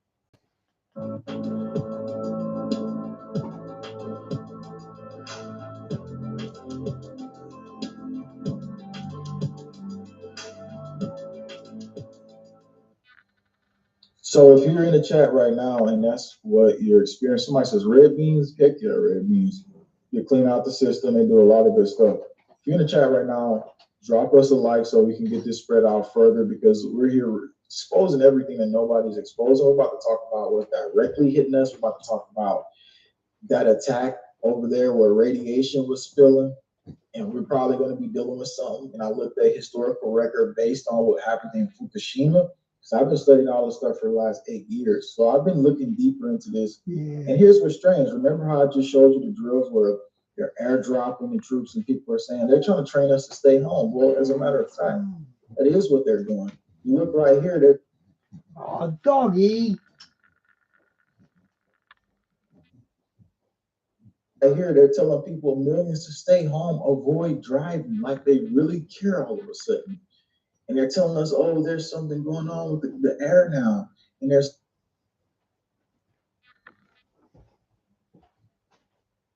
And if you look at that map right there, I need to confirm with you, how do you feel in all these areas? Because we're telling you right now what is going on, and it's not just air pollution. Here's what they officially come out and say to us, though. The alert cautioned that ozone concentrations were expected to reach levels that could cause health risks, noting that the ground level contaminant could trigger breathing issues for children, as well as respiratory issues as well. So the thing is, they've been telling us, stay inside, do not go out. In the chat right now, how are you feeling in your current location? But there's something else we need to be looking at here. Now, they struck, and then the International Agency for Atomic Energy came out and said when Israel struck Iran that it was radioactive contamination. Then they told us, oh, no, don't worry, it's all fine. How do we know that's true? We don't. But here's what people have been saying lately. They're getting this itch in their throat, this dryness. And let me tell you, I kind of had got it myself, and I seen a lot of other people talking about it and saying, like, well, that could be like a leaking over of radiation. So what I did is I did a deeper dive into this so we all can like understand a little bit more. And the estimated timeline, if it's by jet stream, and we're going to go into other stuff. Fastest scenario, 7 to 10 days if it enters upper atmosphere riding subtropical jet stream. And that's obviously when the air is blowing and we got all the fog and everything else. And we just seen that in New York. Typical low level drift, 2 to 4 weeks via weather system, storms, trade winds much slower. Now, historical record tells us after Fukushima hit, we had about 6 to 10 days before the West Coast seen cesium-137 and iodine-131 from the leak over. So we had the whole Saharan desert thing come through, and then we seen the fog come through. We had the transmission of systems coming through a lot. Now, I want to read you a little bit more here, going a little bit deeper into the analysis about it. No, I think this is 100% the case. I'm not sure right now, but what I'm doing is giving you the information. So if Israel's reported strike released radioactive material into the upper atmosphere, it's possible that particles could reach the U.S. West Coast in just over a week, similar to Fukushima. But that depends on the jet stream flow and contamination integrity. So that's what we obviously were talking about right now. And on top of that, they just told us that we had a new toxin in the air, and they said it's the cousin of forever chemicals. And that is basically airborne cancer. And like I told you, this is a part of Depopulation 101. So I don't know if you're in the chat right now, let me know. Let me know. Okay, I do have a problem, not a problem, but if they're letting off chemtrails and polluting the air and all that, the elites breathe the same air as us. So how do they get around this? If we're getting all poisoned by the atmosphere, how do they get around it? Somebody says, bro, supposedly from Fukushima, even the seafood was radioactive. Yeah, it was. It 100% was. I looked at it. I seen it. If you're in the chat, you're experiencing this itchy throat, this dry throat, or some weird, say, yes, I am. Or if you're not, just let me know what's actually going on with you. I took some nasonettone today myself just because I know, like, when you go through all that, the isotopes and stuff like that, it first affects the thyroid, and it's something that you got to protect. So this is really getting out of hand at this point. Now, we got to look at the rituals of what they're going to be doing, because they've ritualized this war through Friday the 13th. They started and kicked it off like they did in World War II. Now, somebody else has this graph, and this graph is based on the alignment of what's happening basically today, I think yesterday, and it's all happening at once. So we can look right here on screen. I'm about to pull it up for you. This is what they say.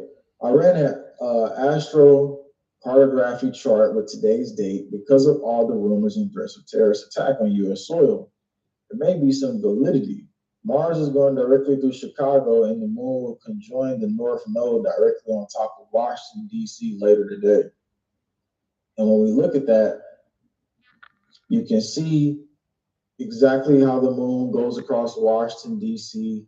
You can see exactly how they show areas of Wilmington and through New York, and then you can see down there as well where Baltimore and everything else is at.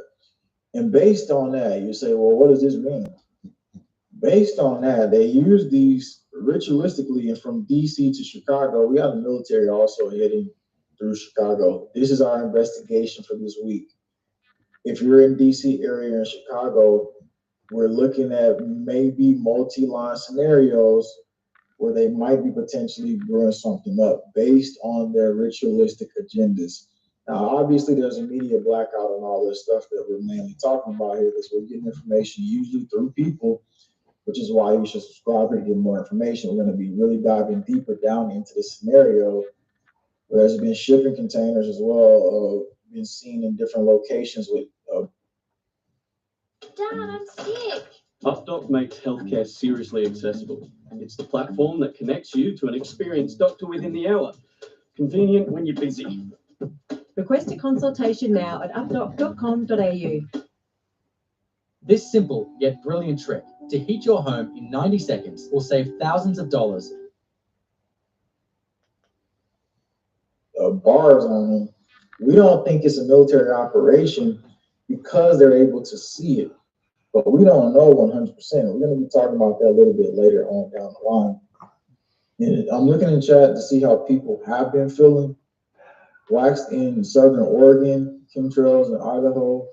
A lot of people saying that digestive issues seem to be really dried out. Me and my mom both having more trouble. Efron says, how many other people are experiencing that? Now let's talk about the false flag and the people who just got caught on the ground who are trying to start. Okay, boss, that makes sense. Up the false flag. That's more important here. So there's this group who always puts these masks on, and they put hats on. They look like FBI agents. Just recently, people actually found them, and then this is what happened.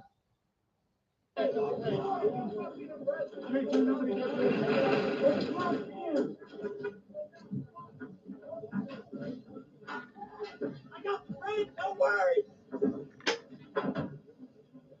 That's crazy.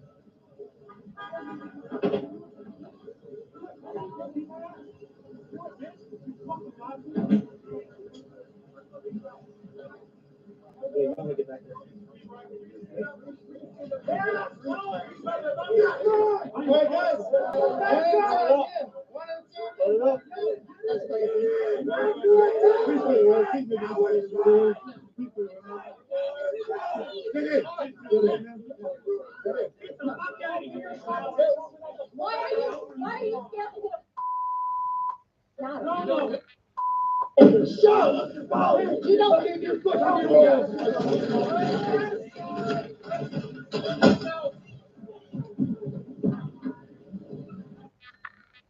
What the hell was that? See, this right here tells us that a ground operation is already underway. A false flag is underway. We've seen the grid just get hit in Kentucky. Now, if you're in the chat right now, you think that's agents, or you think that's like, oh, American patriots out there?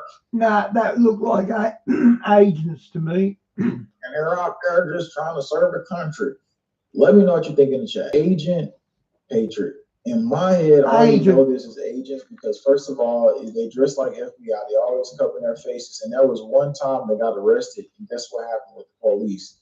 The police sat them on their knees, even though you can't sit somebody on their knees. That doesn't make sense. So the police had them on their knees, and then they didn't even take the things off of their face. So I know they freaking feds. They gotta be agents. Somebody says sellouts. But here's the thing, people are catching them on the ground. And it's another video clip that just come out with Chaos in America, where basically they're at this rally and it's a guy who comes out with a rifle. So what I'm saying is, like, you definitely have to be careful, like, wherever you're at. So they're screaming loudspeakers in neighborhoods. Oh, in that neighborhood, let's go see really quick what they said. The neighborhood, let me go back that clip. So in that one neighborhood where they go by and they say there's an active shooter, this wasn't nothing to do with ICE, nothing to do with any of that. This is what they said. A person said there's a shooter on your street. It was 4 days ago. My mom said there was 3 people who got injured and they were just laying on the floor. So again, this is happening in neighborhoods. And here's another thing that's happened. Apparently, some people saw a guy with a black long rifle, all black on. Another agent looked like trying to start some chaos in the protest. It didn't end very well for him, though. Check this clip out. This was locals who had to defend the crowd against an armed attacker. Check this.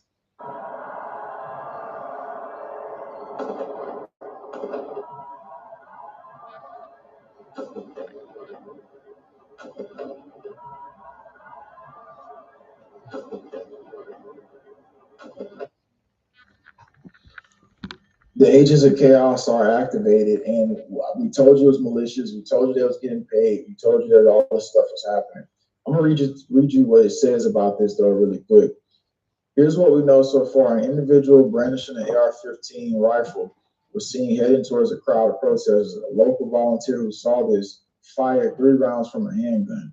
One of the bullets struck the individual with the AR-15 style rifle, and another struck Arthur Wassov, better known as Alpha. Tragically, Alpha later died from his injuries. So this is happening like out there, like in the midst of crowds, in the midst of these protests. There are people that are actively trying to get us induced under the martial law even more. They've been told that this is their activation. This is the paramilitary forces that are inside the United States. They'll be working along with, and like I said, if a cyber attack situation does happen, which that's what they're actively looking at right now, that's the scenario. We could also be doing it from the inside as well. It's not too far-fetched that it can't be happening from the inside. Now, the question is, there's one of these video clips I had, and I think they were talking about killing. Let's see something really quick. Saying killing, yep, Fort Vasos also. I believe that was the place where the things were being dropped at. Yeah, that's where deployment is being dropped. And this would be for if a martial law like scenario happened and they're rolling the tank. Like basically they're having to fly in troops with their vehicles in some scenario where I guess the ground isn't 100% safe for them to just drive their vehicles to. This puts me in the mindset to think that, one, it could be definitely a spot they get hit with a bomb, but 2, it could be like some earthquake scenario. Maybe they want to like evacuate the vehicles before something like that happens as well. I'm reading here in the comments.